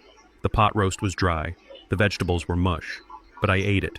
I chewed slowly, letting my fork clatter against the plate as if I lacked the strength to hold it steady. Kendrick poured wine. Cheap wine. The good stuff was gone. "Dad," Kendrick started, his voice nervous. "We have been thinking a lot about what you said at the hospital, about being scared, about forgetting things." I stopped chewing. I looked at him with watery eyes. "I am scared, Kenny." I lied. I walked into the kitchen yesterday and I didn't know why I was there. I looked at the blueprints for the new stadium project and they looked like hieroglyphics. I built this company from nothing, but now I feel like it is slipping through my fingers like sand. Courtney reached across the table and covered my trembling hand with hers. Her skin was cold. "That is why we are here, Orson," she said. "We want to catch the sand for you. We want to make sure your legacy is protected. You shouldn't be worrying about payrolls and contracts. You should be resting. You should be sitting in the garden at Sunset Hills enjoying the sunset." "The garden," I repeated, staring blankly at the candle. "Yes," she continued, emboldened by my passivity. "Kendrick is ready to step up. He has watched you for years. He knows the business. He just needs the legal authority to act on your behalf. Just temporarily. Just until you get your strength back." I looked at Kendrick. He was staring at his wine glass, unable to meet my gaze. He knew he didn't know the business. He knew he couldn't wire a lamp, let alone manage a commercial grid. But his greed was louder than his conscience. I don't know," I stammered. "The lawyers said—" "Shh." Courtney hushed me, like one quiets a fussy child. Lawyers complicate things. They drain money. We are family. Family takes care of family. We don't need outsiders telling us how to love each other. She reached under the table and pulled out a leather folder. I recognized it. It was one of mine. She had stolen it from my study during one of their unauthorized visits before the locks were changed. She opened it. Inside was the document. The durable power of attorney. The death warrant for my freedom. We typed this up ourselves based on the standard forms, she said, sliding a gold pen toward me. It gives Kendrick full access. He can pay your bills, manage the company, and make sure you get the best medical care money can buy. I looked at the document. It was thorough. It gave them the power to sell my house, liquidate my stocks, and commit me to an institution. It was a complete surrender of my life. I reached for the pen. My hand shook violently. I let the pen roll across the table. I can't, I muttered. I can't hold it. Kendrick picked up the pen. He came around the table. He stood next to me, smelling of fear and cheap cologne. He placed the pen in my hand and wrapped his fingers around mine to steady it. I got you, Dad, he whispered. Just relax. Just sign right there on the line. I looked up at him. This was his chance. This was the moment he could have thrown the pen away and said, "No, I can't do this to my father." I gave him 5 seconds. 1, 2, 3, 4, 5. He didn't stop. He pressed my hand down toward the paper. "Okay," I whispered. "Okay." I lowered the pen to the paper. I felt the eyes of Courtney burning into the back of my neck. She was holding her breath. She was already spending the money in her head. She was buying the olive trees. She was buying the silence of her creditors. I started to write. But I did not write Orson Diggs. For 40 years, every check I signed, every contract I executed, I signed with a very specific flourish. My signature was a loop on the O, a sharp, jagged line for the D, and a long tail on the S that cut back through the entire name. It was distinctive. It was registered with every bank and notary in the state. George Henderson at the bank had a digital copy of it on his screen at all times. Tonight, I did not loop the O. I made it round and small. I did not make the jagged D. I made it soft and curved. And I left off the tail entirely. To the untrained eye, to the greedy eye, it looked like a signature of a tired old man. But to a bank algorithm, to a forensic accountant, it was a forgery. It was a reject. I lifted the pen. The ink glistened in the candlelight. There I breathed out, letting the pen drop from my fingers. "Is it done?" Courtney snatched the paper before the ink was even dry. She scanned it, her eyes wide with victory. "It is perfect, Orson," she said, a genuine smile finally breaking through her mask. "It is perfect. You did the right thing." She closed the folder and clutched it to her chest like a holy book. Now she said, her tone instantly shifting from sweet to dismissive. "You look exhausted. We shouldn't keep you. Kendrick, walk your father to his truck. We have a lot of paperwork to file in the morning." I stood up. I wobbled slightly, leaning on the table. "Yes," I said. "I am very tired. I think I will go home and sleep for a long time." Kendrick walked me to the door. He moved the plywood aside. The night air was cool and clean compared to the stifling atmosphere of the house. "Drive safe, Dad," he said. I looked at him one last time. I looked at the son I had carried on my shoulders, the son I had forgiven 1,000 times. "You take care of that paper, Kendrick," I said softly. "It is worth a lot." "I will, Dad. Don't worry." I walked to my truck. I climbed in and started the engine. I watched Kendrick slide the plywood back into place, sealing himself back into his tomb of darkness. I drove down the driveway past the gate and turned onto the main road. As soon as I was out of sight, I straightened my back. I stopped the shaking in my hand. I reached for a bottle of water and took a long, deep drink to wash the taste of their betrayal out of my mouth. They thought they had the keys to the kingdom. They thought the signature was their golden ticket. They didn't know I had just handed them a hand grenade. I picked up my phone and called George Henderson's private line. It was late, but I knew he would be up. "George," I said, my voice strong and commanding. "Orson." George answered. "Is everything okay?" "Everything is right on schedule," I said. "Listen carefully. Tomorrow morning, my son and his wife are going to walk into your branch with a power of attorney document. They are going to try to access the corporate accounts." "I will stop them," George said immediately. No, I commanded. Do not stop them. Invite them into your office. Offer them coffee. Let them present the document. Let them feel the weight of the money in their hands. Okay, George said, sounding confused. And then I want you to run the signature verification, run it through the fraud system. When it comes back as a mismatch, I want you to press the silent alarm. The silent alarm, George asked. Orson, that brings the police. That is for bank robbers. Exactly, I said. They are trying to rob me, George. They just happen to be using a pen instead of a gun. Treat them like criminals. Because after tonight, that is exactly what they are. I hung up the phone. I drove toward the city lights. I felt a strange sense of peace. The Judas kiss had been delivered. The betrayal was complete. Now all that was left was the crucifixion. But they had forgotten one crucial detail about the story of Easter. The grave doesn't hold the righteous. And tomorrow I was going to rise. The sun rose over the industrial park like a judgment.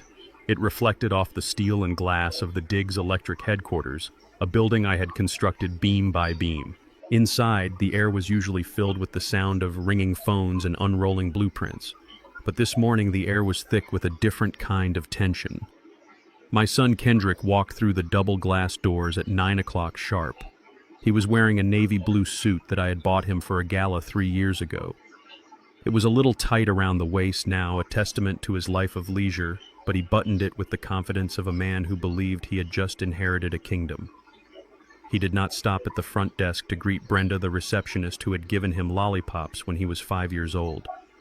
He walked right past her, his nose in the air, his leather briefcase swinging by his side. Brenda watched him go, her hand hovering over the phone. She knew what was coming. I had told her to expect him. I had told her to let him feel the weight of the crown before I took the head off the king. Kendrick marched straight to the executive suite. He pushed open the door to my office, the corner office with the view of the city skyline. He didn't knock. He threw his briefcase onto my mahogany desk and spun the heavy leather chair around. He sat down. He put his feet up on the desk. He took a deep breath, inhaling the scent of lemon polish and old money. He pulled out his phone and dialed Courtney. I knew this because the security cameras in my office captured every pixel of his arrogance. "I am in, baby," Kendrick said, his voice loud enough to carry into the hallway. "The chair fits perfectly. It smells like old man in here, but we will remodel. We will rip out this dark wood and put in something modern. Glass and chrome, like an Apple store." He laughed. It was a sound that made my skin crawl. "Yeah, I called the meeting," he continued. "I am going to trim the fat. Mike the foreman. He is gone. He is too expensive and he questions me too much. I am going to bring in that guy your brother knows, the one who does consulting. We need fresh blood, Courtney. We need people who understand the vision." He hung up. He stood up and adjusted his tie in the reflection of my diploma on the wall. He didn't look at the degree. He looked at himself. He saw a CEO. I saw a vandal in a suit. 5 minutes later, Kendrick walked into the main conference room. The entire senior staff was there. Mike the foreman with hands like catcher's mitts. Sarah, the head of accounting, who counted pennies like they were diamonds. David, the lead engineer. They all looked at Kendrick with a mixture of confusion and disdain. They knew I was supposedly sick. They knew the rumors. But seeing this boy, this soft-handed child, standing at the head of the table was an insult to their years of service. "Good morning, everyone," Kendrick announced, slapping his hands on the table. "As you know, my father Orson is currently incapacitated. His health has taken a severe turn for the worse. It is a tragedy, really. His mind is going. He can't remember his own name half the time." He paused for effect, trying to look sad. "No one bought it." Mike crossed his massive arms and glared. Because of this, Kendrick continued, his voice hardening. "I have been granted full power of attorney. I am taking over immediately as interim CEO. And frankly, looking around this room, I see a lot of inefficiency. I see a lot of old ways of doing things. Diggs Electric needs to pivot. We need to be leaner. We need to be younger." He pointed a finger at Mike. "Mike, your salary is eating up 12% of our overhead. And frankly, your attitude doesn't fit the new culture I'm building. You are relieved of duty. Pack your things." Mike stood up. The chair scraped loudly against the floor. "You are firing me, boy," Mike growled. "I was pouring concrete with your daddy while you were still wetting the bed." Kendrick sneered. "It is Mr. Diggs to you. And yes, you are fired. Get out." The room went deadly silent. Kendrick looked around high on the power. "Anyone else want to challenge me?" he asked. This is my company now. My name is on the door. Actually, a voice cut through the silence like a razor blade. Your name is on a birth certificate. That is the only piece of paper you own in this building. The door at the back of the room swung open. I stepped inside. I was not wearing a cardigan. I was not shaking. I was wearing my charcoal three-piece suit, the one I wore to close the deal on the stadium project. I stood 6'2". My back was straight. My eyes were clear. Behind me stood Lydia Stone holding a black briefcase and two of my largest security guards, massive men who looked like they chewed iron for breakfast. Kendrick froze. His mouth opened, but no sound came out. He looked like he had seen a ghost. In a way, he had. He had seen the ghost of the father he thought he had buried under lies. "Dad," he stammered. "But you were dying." I walked to the head of the table. Kendrick scrambled out of the chair, backing away until he hit the whiteboard. "I was resting, Kendrick," I said, my voice low and rumbling. "There is a difference, but..." "The papers," Kendrick shouted, pointing at the folder on the table. "I have the power of attorney. You signed it. I have the legal right." Lydia stepped forward. She didn't look at Kendrick. She looked at the document on the table as if it were a soiled napkin. "Mr. Diggs," she said, her voice ice cold. "The document you are referring to was flagged by the bank's fraud department at 8:05 this morning." "Fraud," Kendrick yelled. "He signed it." "I watched him sign it." "Yes," Lydia said. "You watched him sign a name, but you didn't watch him sign his signature." She opened her briefcase and pulled out a magnified image. It was projected onto the screen behind Kendrick. On the left was my official signature, the sharp, jagged one with the looped O. On the right was the shaky, rounded scrawl I had put on the paper last night. "The bank rejected it immediately," Lydia explained. "And since you attempted to use a document with a mismatched signature to access corporate funds, the bank froze the attempt and notified the account holder, which is Orson Diggs." Kendrick looked at the screen. He looked at me. The color drained from his face. You faked it," he whispered. "You faked being sick." I stepped closer to him. I could smell the sweat breaking out on his skin. "I didn't fake anything, Kendrick," I said. "I showed you exactly what you wanted to see. You wanted a weak old man. You wanted a victim. So I gave him to you. And what did you do? Did you care for him? Did you protect him? No. You tried to bury him. You tried to fire Mike. You tried to gut my company to pay for your wife's gambling debts." Kendrick's eyes widened. "You know I know everything I said. I know about the $200,000. I know about the fake job. I know about the payday loans." I turned to the staff. They were watching wide-eyed. "This man," I said, pointing at my son, "is not the CEO. He is not an employee. He is a trespasser." Kendrick panicked. He tried to puff up his chest. He tried to find one last scrap of authority. "You can't do this. I am your son. This is family business. You are humiliating me." "Humiliation is a choice, Kendrick," I said. "You chose it when you walked in here and disrespected the people who built your inheritance." I turned to the security guards. "Remove him," I commanded. The guards stepped forward. Kendrick backed up, knocking over a pitcher of water. "No, don't touch me. Dad, tell them to stop. Courtney is going to sue you. We will sue you for everything." I laughed. It was a dark, hard laugh. "Sue me with what money, Kendrick? Your cards are dead. Your trust is frozen. And as of this morning, Lydia has filed a countersuit for attempted corporate fraud and elder abuse. You are not going to court to get money. You are going to court to stay out of jail." The guards grabbed him, one by each arm. They didn't hurt him, but they didn't handle him gently. They gripped him with the firmness of men who knew they were taking out the trash. "Dad, please," Kendrick screamed as they dragged him toward the door. "I am sorry, I will fix it. Just give me another chance." I watched him go. I watched his expensive Italian shoes dragging on the carpet. I watched the door swing shut behind him, cutting off his screams. The room was silent again. Mike was still standing. Sarah was holding her breath. I looked at Mike. "Sit down, Mike," I said. "You have work to do, and take a raise, 10%, for dealing with the pest control." Mike smiled a slow, gritty smile. "Good to have you back, boss." I walked to the window. I looked down at the street. I saw the security guards escorting Kendrick out of the building. They didn't let him wait for a ride. They walked him to the edge of the property and left him on the sidewalk. He stood there alone, small, adjusting his suit jacket, looking at the building that was no longer his future. I felt a sadness deep in my bones, the sadness of a father who has had to amputate a limb to save the body. But then I looked at the reflection of the boardroom behind me. My team was getting back to work. The phones were starting to ring, the blueprints were being unrolled. The heartbeat of the checkbook had stopped for Kendrick, but the heartbeat of Diggs Electric was stronger than ever. I turned back to Lydia. "Get the car," I said. "We have one more stop." "Where to?" she asked. "The courthouse," I said. "I took his job. Now I am going to take his son." The war was not over.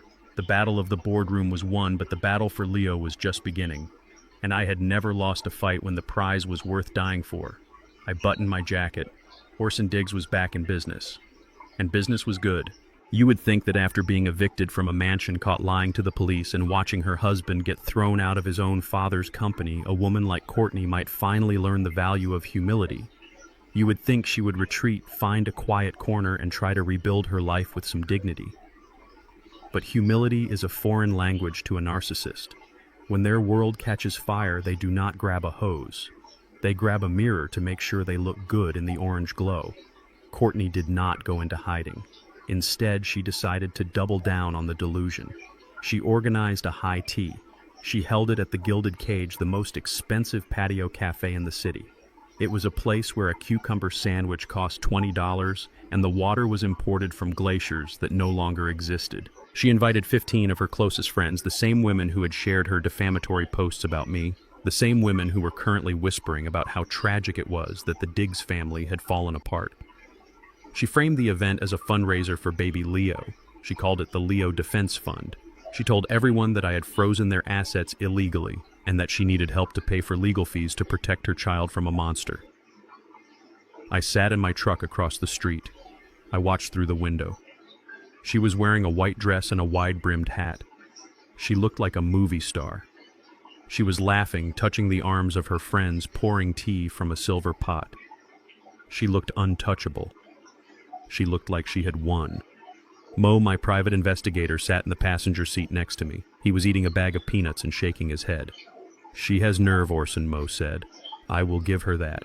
She is driving a stolen car to a party she cannot pay for to raise money for a lawsuit she is going to lose. That takes a special kind of crazy." "It is not crazy, Mo," I said, gripping the steering wheel. "It is branding.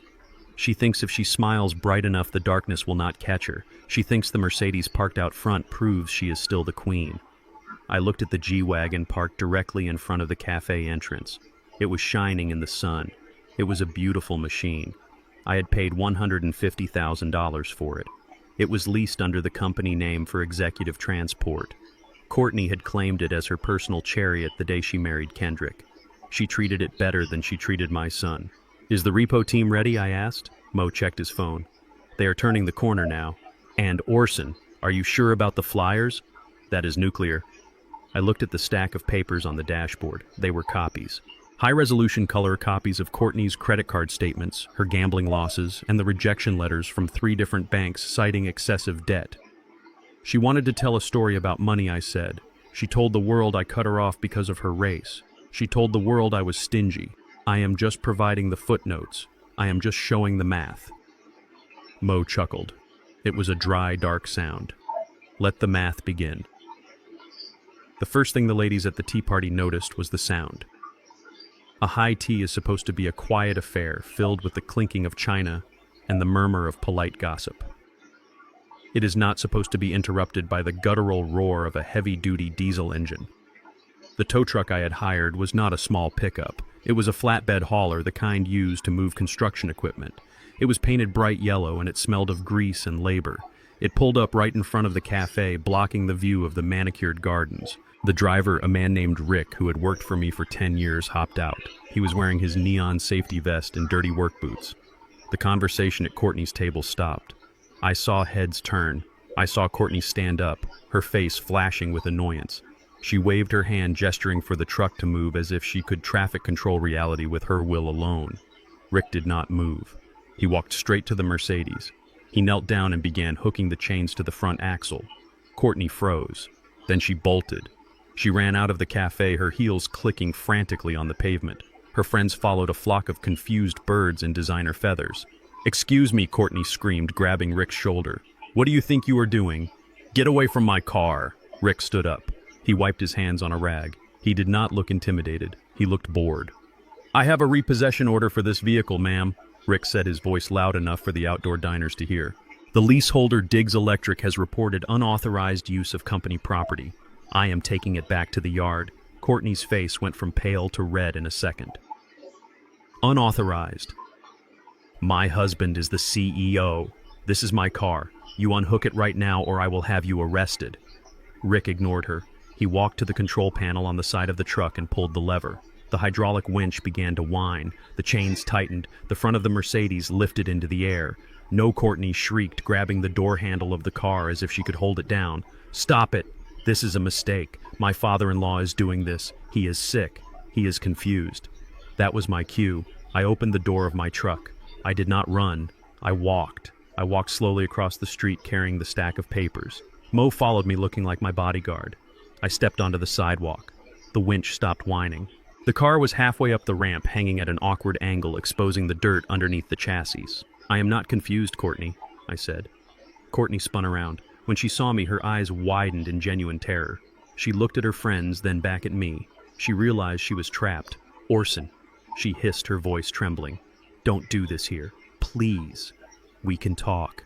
"We are done talking," I said. "You wanted a platform. You wanted an audience. You invited half the town to come hear about how terrible I am. Well, I brought some reading material for your guests." I walked past her. I walked up to the group of women standing near the cafe entrance. These were the women who had snubbed me at the wedding. These were the women who had liked her posts. "Ladies," I said, my voice calm and polite, "I know you have donated generously to the Leo Defense Fund. I think you have a right to know exactly what that money is defending." I handed the first flyer to a woman named Beatrice, the head of the local garden club. "What is this?" Beatrice asked, looking down at the paper. I handed another to a woman named Sarah, and another to a woman named Jessica. "It is a financial statement," I explained. "You see, Courtney told you I cut her off. She didn't tell you that she spent $200,000 on designer clothes she returned for cash. She didn't tell you she lost $50,000 on online poker sites last month alone." Courtney screamed. It was a primal sound. She lunged for Beatrice, trying to snatch the paper. "Don't read that. It is fake. He forged it." Beatrice pulled the paper back. Her eyes scanned the columns. "Courtney," Beatrice said, her voice shocked. "This lists a payment to a loan shark. And this one. Did you spend $12,000 on a handbag yesterday?" I turned to the group. "Look at the date," I said. "Yesterday, at 2 p.m. While she was posting about being homeless, she was buying a Birkin bag." The whispers started immediately. They were not whispers of sympathy. They were whispers of judgment, the social currency. Courtney valued more than gold was crashing before her eyes. "This is private," Courtney yelled, tears streaming down her face, ruining her makeup. "You can't show them this. It is illegal public records, Courtney," I said, cold as ice. "You filed for bankruptcy protection under the company name 3 hours ago to try and stop the eviction. It is all in the public filing. I just printed it out for convenience." Rick started the winch again. The Mercedes groaned as it was pulled fully onto the flatbed. The sound was final. Courtney looked at the car. She looked at her friends who were now backing away from her, clutching the papers like they were holy writ. She looked at me. "You are the devil," she whispered. I smiled. "No, Courtney. I am the auditor, and your account is overdrawn." I turned to Rick. "Take it away, Rick." Rick gave a thumbs up. He climbed into the cab. The truck rumbled. The Mercedes, the symbol of her fake status, rolled away down the street, bouncing slightly on the flatbed. I looked at the group of women. "Enjoy your tea, ladies," I said. "I would offer to pay, but I think the hostess might be a little short today." I walked back to my truck. I did not look back. I did not need to. I could hear the sound of a reputation shattering. It sounded like silence followed by the quiet shuffling of expensive shoes walking away from a sinking ship. Courtney stood alone on the sidewalk, the sun beating down on her, exposing every flaw, every lie, every ounce of the emptiness she had tried so hard to hide. She had wanted to be the center of attention. I had granted her wish. Now she was the center of a tragedy, and there was no one left to applaud. The 30th day arrived with a silence that felt like a held breath. The legal notice I had served them gave them until midnight to vacate the property. I did not go over there at midnight. I am not a monster who throws people out in the dark. I gave them the courtesy of the sunrise. But when the sun came up over Maple Drive, the driveway was not empty. The blinds were drawn tight. The gates were not just closed, they were chained shut with a heavy-duty padlock that glistened in the morning light. I parked my truck on the street. I walked to the gate. I saw the sign they had taped to the wrought iron. It was handwritten in black marker. Occupants claim squatter rights. Do not disturb. Squatter rights. They had gone onto the internet. They had looked for a loophole. They found a law meant to protect poor tenants from unfair landlords, and they were using it to hold a $5 million mansion hostage. They thought this was a game of capture the flag. They thought if they stayed inside long enough, the house would magically become theirs. I pulled out my key to the pedestrian gate. It did not turn. They had changed the cylinders. Of course they had. They used the last of their cash not to buy food but to buy a locksmith. I pressed the intercom button. I held it down until the buzzing sound filled the air. "Go away, Orson." Kendrick's voice crackled through the speaker. He sounded tired but defiant. "We spoke to a lawyer online. You cannot kick us out without a court hearing, and the courts are backed up for months. We are staying." I looked at the camera lens. "Open the gate, Kendrick." "No," Kendrick said. "You are trespassing. Leave us alone. We have rights." Rights. The word tasted like ash in my mouth. They had the right to remain silent, but they never used that one. They claimed the right to my money, the right to my property, the right to my reputation. Now they were claiming the right to steal my house. I did not argue. I did not scream. I stepped back from the gate. I looked at the house. It was a beautiful structure, brick and stone. I had selected every material myself. I knew the bones of that house better than I knew the bones of my own hand. And I knew that a house is only a shelter if it is sealed. If you break the seal, it is just a pile of rocks standing in the wind. I picked up my phone. I did not call the sheriff. The sheriff would tell me it was a civil matter now. The sheriff would tell me to file paperwork. I was done with paper. I called Mike. "Mike," I said, "get the boys, bring the truck, and bring the impact drivers." "What are we building, boss?" Mike asked. "We are not building," I said. "We are conducting an emergency structural remediation." I waited. An hour later, 3 Diggs electric vans and a heavy-duty flatbed pulled up. 10 men jumped out. These were men with shoulders like boulders, men who had been with me since the beginning. They saw the chain on the gate. They looked at me. I nodded. Mike walked up with a pair of bolt cutters. The snap of the metal was loud and satisfying. The chain fell to the ground. The gate swung open. We drove the trucks up the long driveway.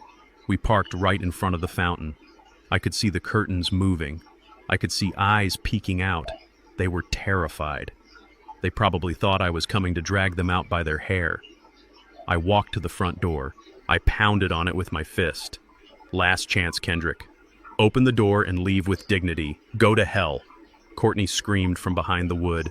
"I am live streaming this, Orson. If you break this door down, you go to jail." I smiled. I turned to Mike. "Remove it," I said. Mike looked at me. "Remove the door." "Boss." "Yes," I said loudly so they could hear. "The lease agreement states that the landlord has the right to perform maintenance on the property at any time. I have reason to believe the hinges on all exterior doors are defective. They are a safety hazard. We need to take them to the shop for repair." Mike grinned. He understood. He signaled the crew. The sound of power drills filled the air. It is a violent sound, a screeching, tearing sound. Inside I heard screaming. "What are you doing? Stop it! You cannot do this!" The crew worked with surgical precision. They did not break the wood. They simply unscrewed the hinges from the frame. The heavy oak door, a door that weighed 300 pounds, began to wobble. Then 4 men grabbed it. 1, 2, 3, lift. The door came away from the house. Courtney and Kendrick were standing in the foyer. They were wearing winter coats inside the house. They looked small. They looked exposed. The sunlight flooded into the dark hallway, blinding them. You took the door." Kendrick stammered. He stared at the gaping hole where his security used to be. I stepped over the threshold. I did not touch them. I stood in the open space. "I am taking all of them," I said. I pointed to the back of the house. The patio doors, the side entrance, the garage door. "Take them all off." Courtney lunged at me. This is illegal. You are making the house uninhabitable. I looked at her. No, I am making it safe. Cannot have defective hinges falling on my grandson. Speaking of Leo, where is he? He is at my mother's house, Courtney yelled. Thank God he is not here to see his grandfather lose his mind. Good, I said. Keep him there, because it is about to get very drafty in here. I signaled the rest of the crew. The windows too, Mike. The seals look dry. We need to recaulk everything. Take the panes out. The next 2 hours were a symphony of deconstruction. The crew moved room to room. They popped the beading. They removed the double pane glass. They carried the windows out to the truck and stacked them carefully between moving blankets. The house began to change. It lost its smell of perfume and stagnation. The outside rushed in. The wind was picking up. It was late October. The temperature was dropping fast. A cold front was coming in from the north. The air that swirled through the living room was crisp and biting. Leaves began to blow across the polished marble floor. A bird flew in through the living room window, circled the chandelier, and flew out the back door. The barrier between civilization and nature was gone. Courtney and Kendrick retreated to the kitchen. They tried to close the door, but the kitchen door was already on the truck. They huddled near the stove, trying to turn it on for heat. Gas is off. Remember, I said, leaning against the door frame. Get out, Orson, Kendrick shouted. He was shivering. His teeth were actually chattering. I am leaving, I said. I have a warm house to go to, a house with doors, a house with windows, because I pay the bills. I looked around the foyer one last time. It looked like a ruin, a beautiful modern ruin. The expensive silk drapes were flapping wildly in the wind. The dust was swirling in little tornadoes. You have 30 days to vacate, I said, but nobody said you had to be comfortable while you waited. I walked out to the driveway. The trucks were loaded. My house was now a skeleton. It had a roof, but it had no heart. Orson, Mike asked as he climbed into the van, you think they will stay? I looked at the weather forecast on my phone. Low of 35 degrees tonight. Chance of rain. Let them stay, I said. Let them feel the cold. Maybe it will freeze the entitlement out of them. We drove away. I watched in the rearview mirror. I saw Kendrick standing in the empty hole of the front doorway. He looked like a ghost haunting his own life. He wrapped his arms around himself and stepped back into the shadows. But there were no shadows anymore. The light was everywhere. The wind was everywhere. That night the temperature plummeted. I sat in my study with a fire crackling in the fireplace. I drank a glass of whiskey. I listened to the wind howling outside. I knew what was happening at Maple Drive. I knew the wind was whistling through the bedrooms. I knew the damp night air was soaking into the sofas. I knew they were huddled under every blanket they could find, listening to the terrifying sound of a house that offers no protection. They wanted to be squatters. They wanted to occupy the space without paying the price. So I gave them the space. I just took away the luxury. At 2 a.m., my phone pinged. It was a text from the security system I had disabled, but which still had battery power for the sensors. Motion detected. Master bedroom. Temperature alert. Internal temperature 38 degrees. I put the phone down. I added another log to the fire. I felt a warmth that had nothing to do with the flames. It was the warmth of justice. They were finally learning that the world is a cold place when you burn the only bridge that leads to home. The wind that night did not just blow through the mansion on Maple Drive, it screamed. It tore through the empty window frames like a freight train carrying dead leaves and freezing rain into the living room that was once featured in architectural magazines. The temperature inside dropped to 30 degrees. The expensive marble floors, usually polished and warm, were now slick with moisture and cold enough to freeze bone. Kendrick and Courtney were huddled in the master bedroom. They had dragged the mattress into the corner furthest from the window hole, creating a nest out of designer duvets and cashmere throws. But cashmere does not stop a draft that has nowhere to go. They were shivering violently. Their breath came out in white clouds that hung in the stagnant air. For the first time in their marriage, there was no distraction. There was no television to watch. There was no internet to scroll through. There was no restaurant to run to. There was just the cold, the dark, and the terrifying reality of who they were when the money was gone. Courtney sat up, wrapping the duvet tighter around her shoulders. Her teeth were chattering, but her eyes were burning with a rage that seemed to be the only thing keeping her warm. She looked at Kendrick. He was curled in a fetal position, wearing his suit jacket over 3 sweaters. He looked pathetic. He looked weak. And Courtney hated weakness almost as much as she hated poverty. "Do something," she hissed. Her voice was raw from screaming earlier. Kendrick did not move. "Do what, Courtney? There is nothing to do. The car is gone. The doors are gone. We are trapped." "You are a man, aren't you?" she spat, kicking him in the shin under the covers. "Go down to the basement, find some wood, build a fire. Do something other than laying there like a dying dog." Kendrick sat up slowly. He looked at his wife. In the moonlight that spilled through the empty window, she did not look beautiful. Her hair was matted. Her mascara was smeared across her cheeks. Her face was twisted into a mask of pure ugliness. "The wood is wet," Courtney Kendrick said, his voice flat, "and the chimney flue is closed electronically. If I light a fire, we will die of smoke inhalation. Is that what you want? You want to kill us." "I want to be warm," she screamed, her voice cracking. "I want to get out of this hellhole. This is your fault. All of this is your fault. My fault." Kendrick laughed. It was a dry, hollow sound that frightened him. He had never laughed at her before. "How is this my fault?" "Because you are weak," she yelled, standing up and pacing the freezing room. "You let your father walk all over us. You let him humiliate me at the tea party. You let him steal the doors off our house. If you were a real man, you would have stopped him. You would have punched him. You would have taken control of the company years ago instead of waiting for a handout." Kendrick stood up too. The cold air hit him, but he didn't feel it. He felt a fire starting in his belly, a fire fueled by years of silence. "I didn't take control because I respected him," Kendrick shouted back. "Or maybe because I knew I wasn't ready. But you pushed me. You told me to lie to him. You told me to steal the money for your gambling." Courtney froze. "Don't you dare bring that up." "I will bring it up." Kendrick roared, his voice echoing off the empty walls. $200,000, Courtney. You spent $200,000 on clothes you returned and poker games you lost. And then you lied to me. You told me it was for Leo's future. You told me it was investments. It was an investment. She shrieked, stepping closer to him. Her eyes were wild. "I was building a brand. I was becoming someone. I was going to be famous. And then we wouldn't need your dad's dirty construction money anymore." "You are delusional," Kendrick said, shaking his head.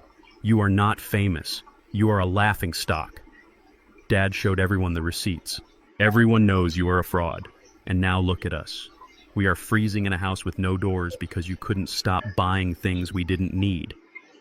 Courtney slapped him. It was a hard, stinging slap across the face. It was the same way she had slapped his hand away when he tried to touch the thermostat in the past. It was a slap of ownership. "Don't you speak to me like that," she hissed. "I am the best thing that ever happened to you. You were a boring blue-collar nobody until I polished you up. I gave you style. I gave you class. You gave me debt," Kendrick yelled, grabbing her wrists. He had never touched her in anger before, but tonight the dam broke.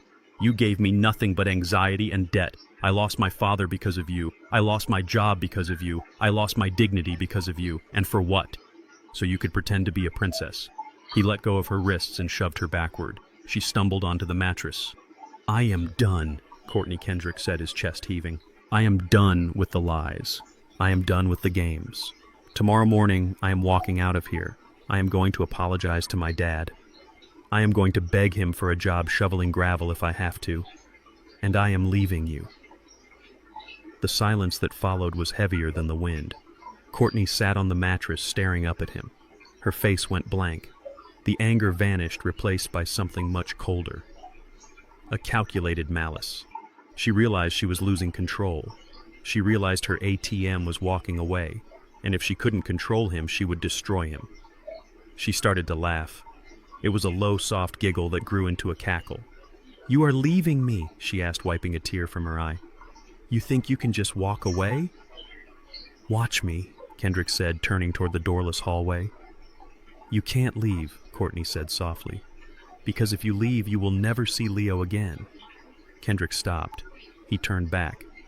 "I will see him. The courts will give me custody. Dad has the best lawyers. We will prove you are unfit. You are an addict, Courtney. No judge will give you a baby." Courtney stood up slowly. She smoothed her wrinkled dress. She looked at him with pity.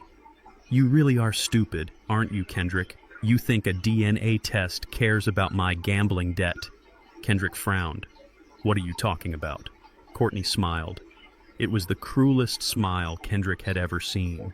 It was the smile of a woman who had pulled the pin on a grenade and was holding it tight. You think you are fighting for your son? She said, walking closer to him until she was whispering in his ear. But you don't have a son, Kendrick. The world stopped spinning. The wind seemed to die down. Kendrick felt the blood drain from his face. What did you say? He whispered. I said Leo isn't yours. Courtney said, her voice clear and steady. You remember that trip I took to Miami last year? The girls' trip. You stayed home to work on the nursery. Well, I met someone who wasn't a boring contractor's son. Someone with real money. Someone exciting. Kendrick shook his head. No, you are lying. You are just trying to hurt me. Am I? Courtney asked, tilting her head. Look at him, Kendrick. Really look at him. Does he have your nose? Does he have your ears? Or did you just see what you wanted to see because you were so desperate to make your daddy proud? Kendrick fell to his knees. The strength went out of his legs. He gasped for air, but the air was too cold. No, he sobbed. Leo is mine. He is my boy. Courtney stood over him, looking down like a goddess of vengeance. He is a prop, Kendrick. Just like this house. Just like your suit. Just like our marriage. It was all a prop to get access to Orson's money. And since the money is gone, the show is over. She leaned down and whispered the final blow. You are a checkbook, Kendrick. And now you are an empty one. So get out. Go run to your daddy. Tell him you raised another man's bastard for 6 months. See if he still wants you then.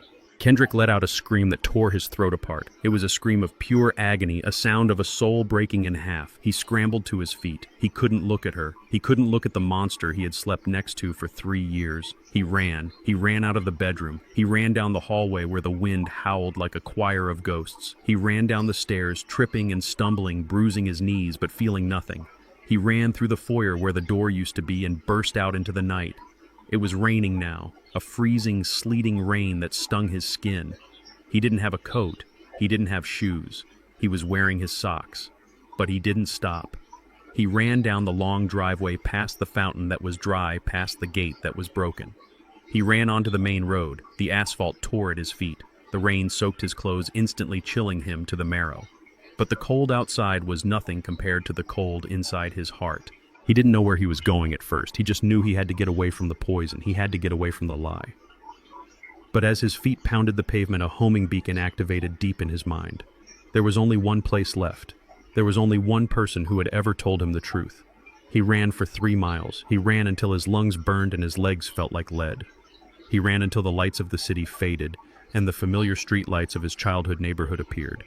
He turned onto the street where the house with the sturdy brick foundation stood. The house with the warm yellow light in the window. The house that had doors. He collapsed on the front lawn. He crawled the last few feet to the porch. He didn't have the strength to knock. He just curled up on the welcome mat, shivering, sobbing broken. Inside, Orson was sitting by the fire. He heard a sound. Not the wind, not the rain. A whimpering sound. The sound of a wounded animal seeking shelter. Orson put down his glass. He walked to the door. He opened it. And there, lying in the rain, was his son. Not the CEO, not the husband. Just a boy who had lost everything. Kendrick looked up. His eyes swollen, his face streaked with mud and tears. Dad, he choked out. She said he is not mine. Orson didn't ask questions. He didn't say, I told you so. He didn't lecture. He saw the devastation in his son's eyes, and he knew the war had claimed its final casualty. He reached down. His large, calloused hands grabbed Kendrick by the shoulders. He pulled him up. He pulled him inside. He kicked the door shut against the storm. He held his son tight, letting Kendrick weep into his chest, letting the expensive suit ruin his cardigan with mud. I got you, Orson whispered into his son's ear. I got you. The checkbook is closed, son, but the door is open. And as Kendrick cried, letting go of the lie that had almost killed him, Orson looked out the window at the storm. His eyes were hard. Courtney had fired her last shot. She had tried to destroy Kendrick to save herself, but she had made a fatal error. She had given Kendrick nothing left to lose. And a man with nothing to lose is the most dangerous weapon of all. Tomorrow, Orson thought, holding his shivering son. Tomorrow we find the truth. And then we finish her. The morning after the storm, the sun came up over my house, but it brought no warmth. The air inside the kitchen was heavy, smelling of old coffee and fresh dread. Kendrick sat at the table. He was wearing an old t-shirt of mine that hung loosely on his frame. His eyes were swollen shut. His hands were shaking around a mug of black coffee. He looked like a man who had survived a plane crash only to wake up in a desert. I stood at the counter. I was cooking bacon and eggs. Not because we were celebrating, but because a soldier needs fuel before a battle. I plated the food and set it down in front of him. He did not pick up his fork. He just stared into the black liquid in his mug as if it held the secrets of the universe. "Eat," I commanded. My voice was not loud, but it filled the room. "I cannot," Kendrick whispered. His voice was a broken rasp. "Dad, if he is not mine, if I spent 6 months loving a stranger, I do not think I can survive that." I reached into the drawer next to the sink. I pulled out the box I had overnighted 2 days ago, the moment Mo had raised suspicions about Courtney's timeline even before she dropped the bomb on Kendrick. I slammed the box onto the table. It rattled the silverware. It was a DNA collection kit, the expedited kind used for legal disputes. "You do not have the luxury of dying, Kendrick," I said, leaning over the table. "You do not get to quit. You need to know." Kendrick recoiled from the box like it was a live snake. "I am scared," he admitted. "Good," I said. "Fear keeps you sharp, but ignorance kills you. Open it." He did not move. "Open it," I barked. He jumped. His trembling fingers clawed at the cardboard. He pulled out the plastic tube and the swab. He looked at me, pleading for a way out. He wanted me to tell him it didn't matter. He wanted me to tell him that family is more than blood. And usually I would say that. I would say that love makes a father. But we were not dealing with philosophy. We were dealing with a custody war. And in war, biology is ammunition. "Spit in the tube, Kendrick," I said. "We need your sample. I already have Leo's." He looked up confused. "How? You have not seen him." I smiled grimly. "I have my ways." When I dropped the formula off at the motel before the police arrived, I picked up the pacifier that had fallen on the ground near their car door. Courtney was too busy looking at her phone to notice. I bagged it. "It is already at the lab. They are just waiting for the paternal match." Kendrick looked at me with a mixture of awe and terror. "You planned this?"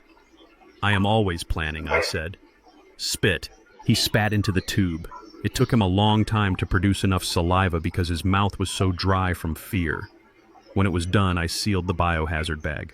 I walked to the door where a courier was already waiting. I handed off the package. "Now we wait," I said, returning to the kitchen. "And while we wait, you eat." The next 48 hours were an agony I would not wish on my worst enemy. Kendrick did not leave the house. He paced the floorboards until I thought he would wear a groove into the wood. He did not turn on the television. He did not check his phone. He just walked and sat and stared at the wall. I went to work. I ran my company. I fired the incompetents Kendrick had hired. I reinstated the contracts.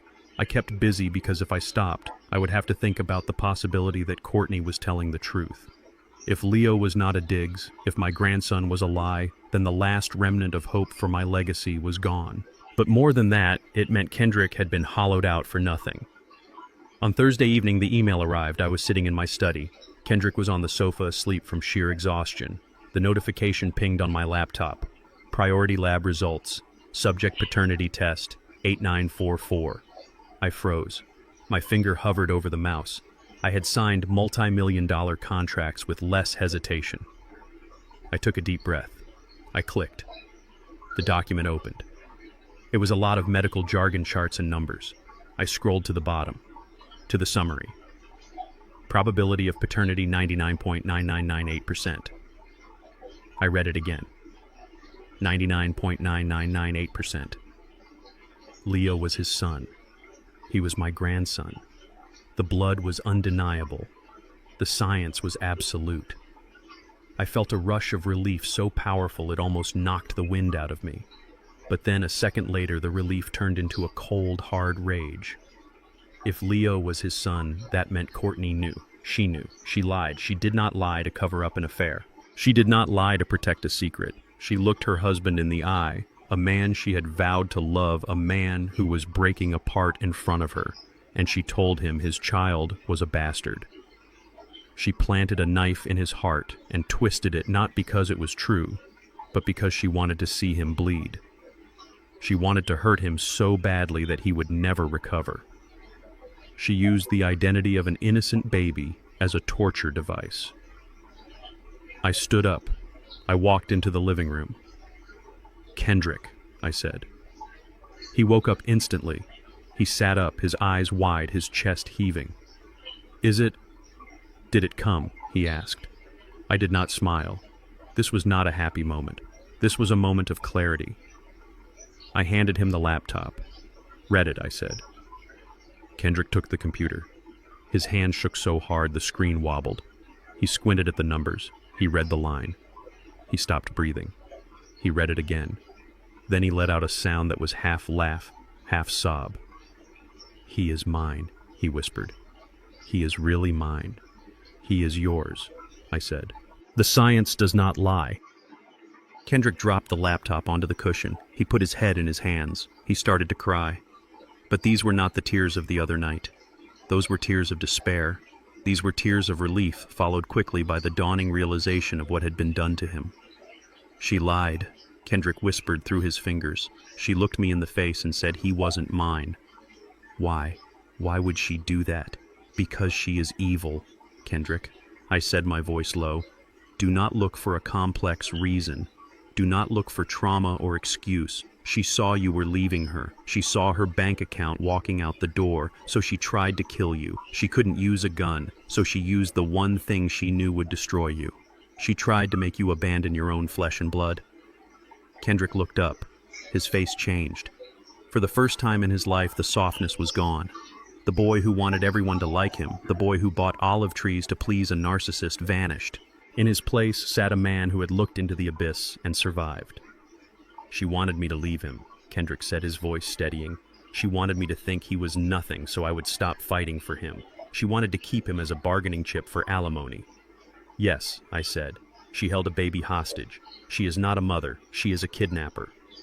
Kendrick stood up. He walked to the window. He looked out at the dark street. He didn't look like a victim anymore. He looked like his father. "I am going to destroy her," Kendrick said. I nodded. "Now you are speaking my language. I do not want her money because she has none," Kendrick continued. "I do not want her apology because it means nothing. I want my son. I want her name off his birth certificate if I could, but I will settle for her never seeing him again." I walked over and stood next to him. We looked like two towers standing against the night. "We have the DNA," I said. "We have the financial records of her gambling. We have the proof of her neglect. And now we have the proof of her malice. No judge in this country will give custody to a woman who tells a father his child is a bastard just to win an argument." "Call Lydia," Kendrick said. "It is 10 at night, son." "I do not care," Kendrick said, turning to me. His eyes were burning with a cold fire. "Call Lydia. I want a file for emergency custody. I want the police to pick up Leo tonight. She is dangerous. If she can lie about this, what else will she do to him when she realizes the money is truly gone?" I pulled out my phone. I dialed Lydia. "Orson," she answered, sounding sleepy. "Wake up, Lydia," I said. "We have the DNA. The boy is a Diggs, and Kendrick is ready to go to war." I put the phone on speaker. "Lydia," Kendrick said, his voice deep and commanding. "This is Kendrick. I want full sole custody. I want supervised visitation only if that. And I want a psychological evaluation ordered for Courtney immediately. She is a pathological liar and a danger to my son." I heard the smile in Lydia's voice. "Welcome to the fight, Mr. Diggs," she said. "I will have the papers ready by morning."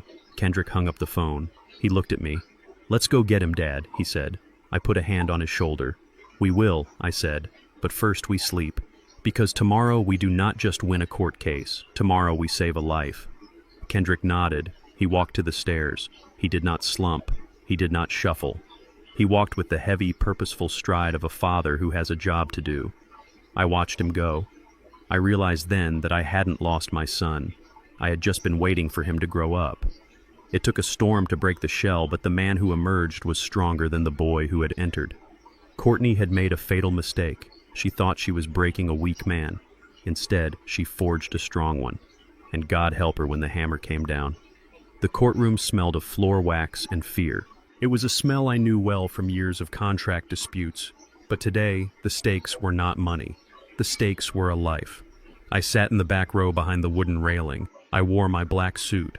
I sat still as a mountain. Beside me sat Lydia Stone, who had prepared a case so watertight that even a tsunami could not breach it. In front of us sat Kendrick. He did not slouch. He did not look at his shoes. He sat upright with his hands clasped on the table. He wore a simple gray suit. It was not expensive. It was not flashy. It was the suit of a man who had come to speak the truth. Across the aisle sat Courtney. She was dressed in white again. She was playing the role of the grieving mother, the victim of a powerful family that was trying to steal her baby. She dabbed at her eyes with a tissue every time the judge looked her way. Her lawyer was a loud man with a cheap tie.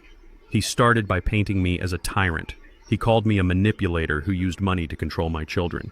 He called Kendrick a puppet who had no job and no home without his daddy. It was a good story. If I did not know the truth, I might have believed it. But stories crumble when they hit the concrete wall of evidence. Lydia stood up. She did not raise her voice. She walked to the center of the room carrying a thick binder. She placed it on the judge's bench. "Your Honor," Lydia said, "we are not here to discuss the grandfather's wealth. We are here to discuss the mother's character." She opened the binder. Exhibit A, bank records showing Mrs. Diggs gambling away $50,000 in a single month while claiming to be destitute. Courtney gasped. Her lawyer tried to object, but the judge waved him down. Exhibit B, Lydia continued. Text messages from Mrs. Diggs to her own mother, admitting that she viewed the child as a financial anchor to the Diggs fortune. Courtney stopped crying. Her face went pale. She stared at the binder as if it contained a bomb. And finally, Exhibit C. Lydia said, the paternity test results, and the sworn affidavit from Mr. Kendrick Diggs detailing the night Mrs. Diggs told him the child was not his in a deliberate attempt to force him to abandon the boy. The courtroom went silent. The judge, a stern woman with glasses on the end of her nose, looked up from the papers. She looked at Courtney. It was a look of pure disgust. "Is this true?" the judge asked. "Did you tell the father the child was illegitimate to inflict emotional distress?" Courtney stood up. Her mask slipped. "I was angry," she screamed. "He was leaving me. I had to stop him. He is weak, Your Honor. He cannot raise a child. He is nothing without his father." "Sit down," the judge commanded. Her gavel banged against the wood like a gunshot. The ruling came an hour later. It was swift. It was brutal. It was justice. The court finds that the mother has demonstrated a pattern of financial instability, emotional manipulation, and malicious cruelty, the judge read. The lie regarding paternity demonstrates a willingness to use the child as a weapon, which is a form of psychological abuse. Courtney began to sob, but nobody looked at her. Full legal and physical custody is awarded to the father, Kendrick Diggs. The mother is granted supervised visitation for 1 hour a month, pending the completion of a psychological evaluation and a gambling addiction program. Courtney screamed. She lunged toward Kendrick, but the bailiff caught her. She was dragged out of the courtroom, kicking and cursing, screaming that I had rigged the system. I watched her go. I felt nothing. No anger, no pity. She was just a storm that had finally blown out to sea. Kendrick stood up. He turned to me. He did not smile. He walked to the railing and reached over. He took my hand. His grip was firm. His palm was dry. "Thank you, Dad," he whispered. "Do not thank me," I said. "Go get your son." That was 1 year ago. Today the sun is shining on the job site. It is a new housing development on the west side of town. The frame of the building is up, smelling of fresh pine and sawdust. I walk through the mud, my boots crunching on the gravel. I am retired now, officially. I stepped down as CEO 6 months ago. But I still like to walk the sites. I like to hear the music of construction, the hammers, the drills, the shouting of men building something real. I saw him on the second floor. He was wearing a tool belt that looked heavy on his hips. He was covered in drywall dust. His face was smeared with grease. He was pulling a heavy gauge wire through a conduit, sweating in the heat. Kendrick. He looked down. He grinned. His teeth were white against the dirt on his face. "Hey, Dad," he called out. "Just finishing the rough-in. Mike says my corners are getting better." I walked up the temporary stairs. Mike, the foreman, was standing there holding a blueprint. "The kid works hard. Orson, Mike said, clapping Kendrick on the back. He does not complain. He shows up early. He leaves late. He is a good electrician. I looked at my son. He was not the CEO. He was not wearing a suit. He was making $20 an hour as an apprentice. He was living in a small 2-bedroom apartment that he paid for with his own money. He drove a used truck, and he had never looked happier. I turned to the stroller sitting in the corner of the safe zone.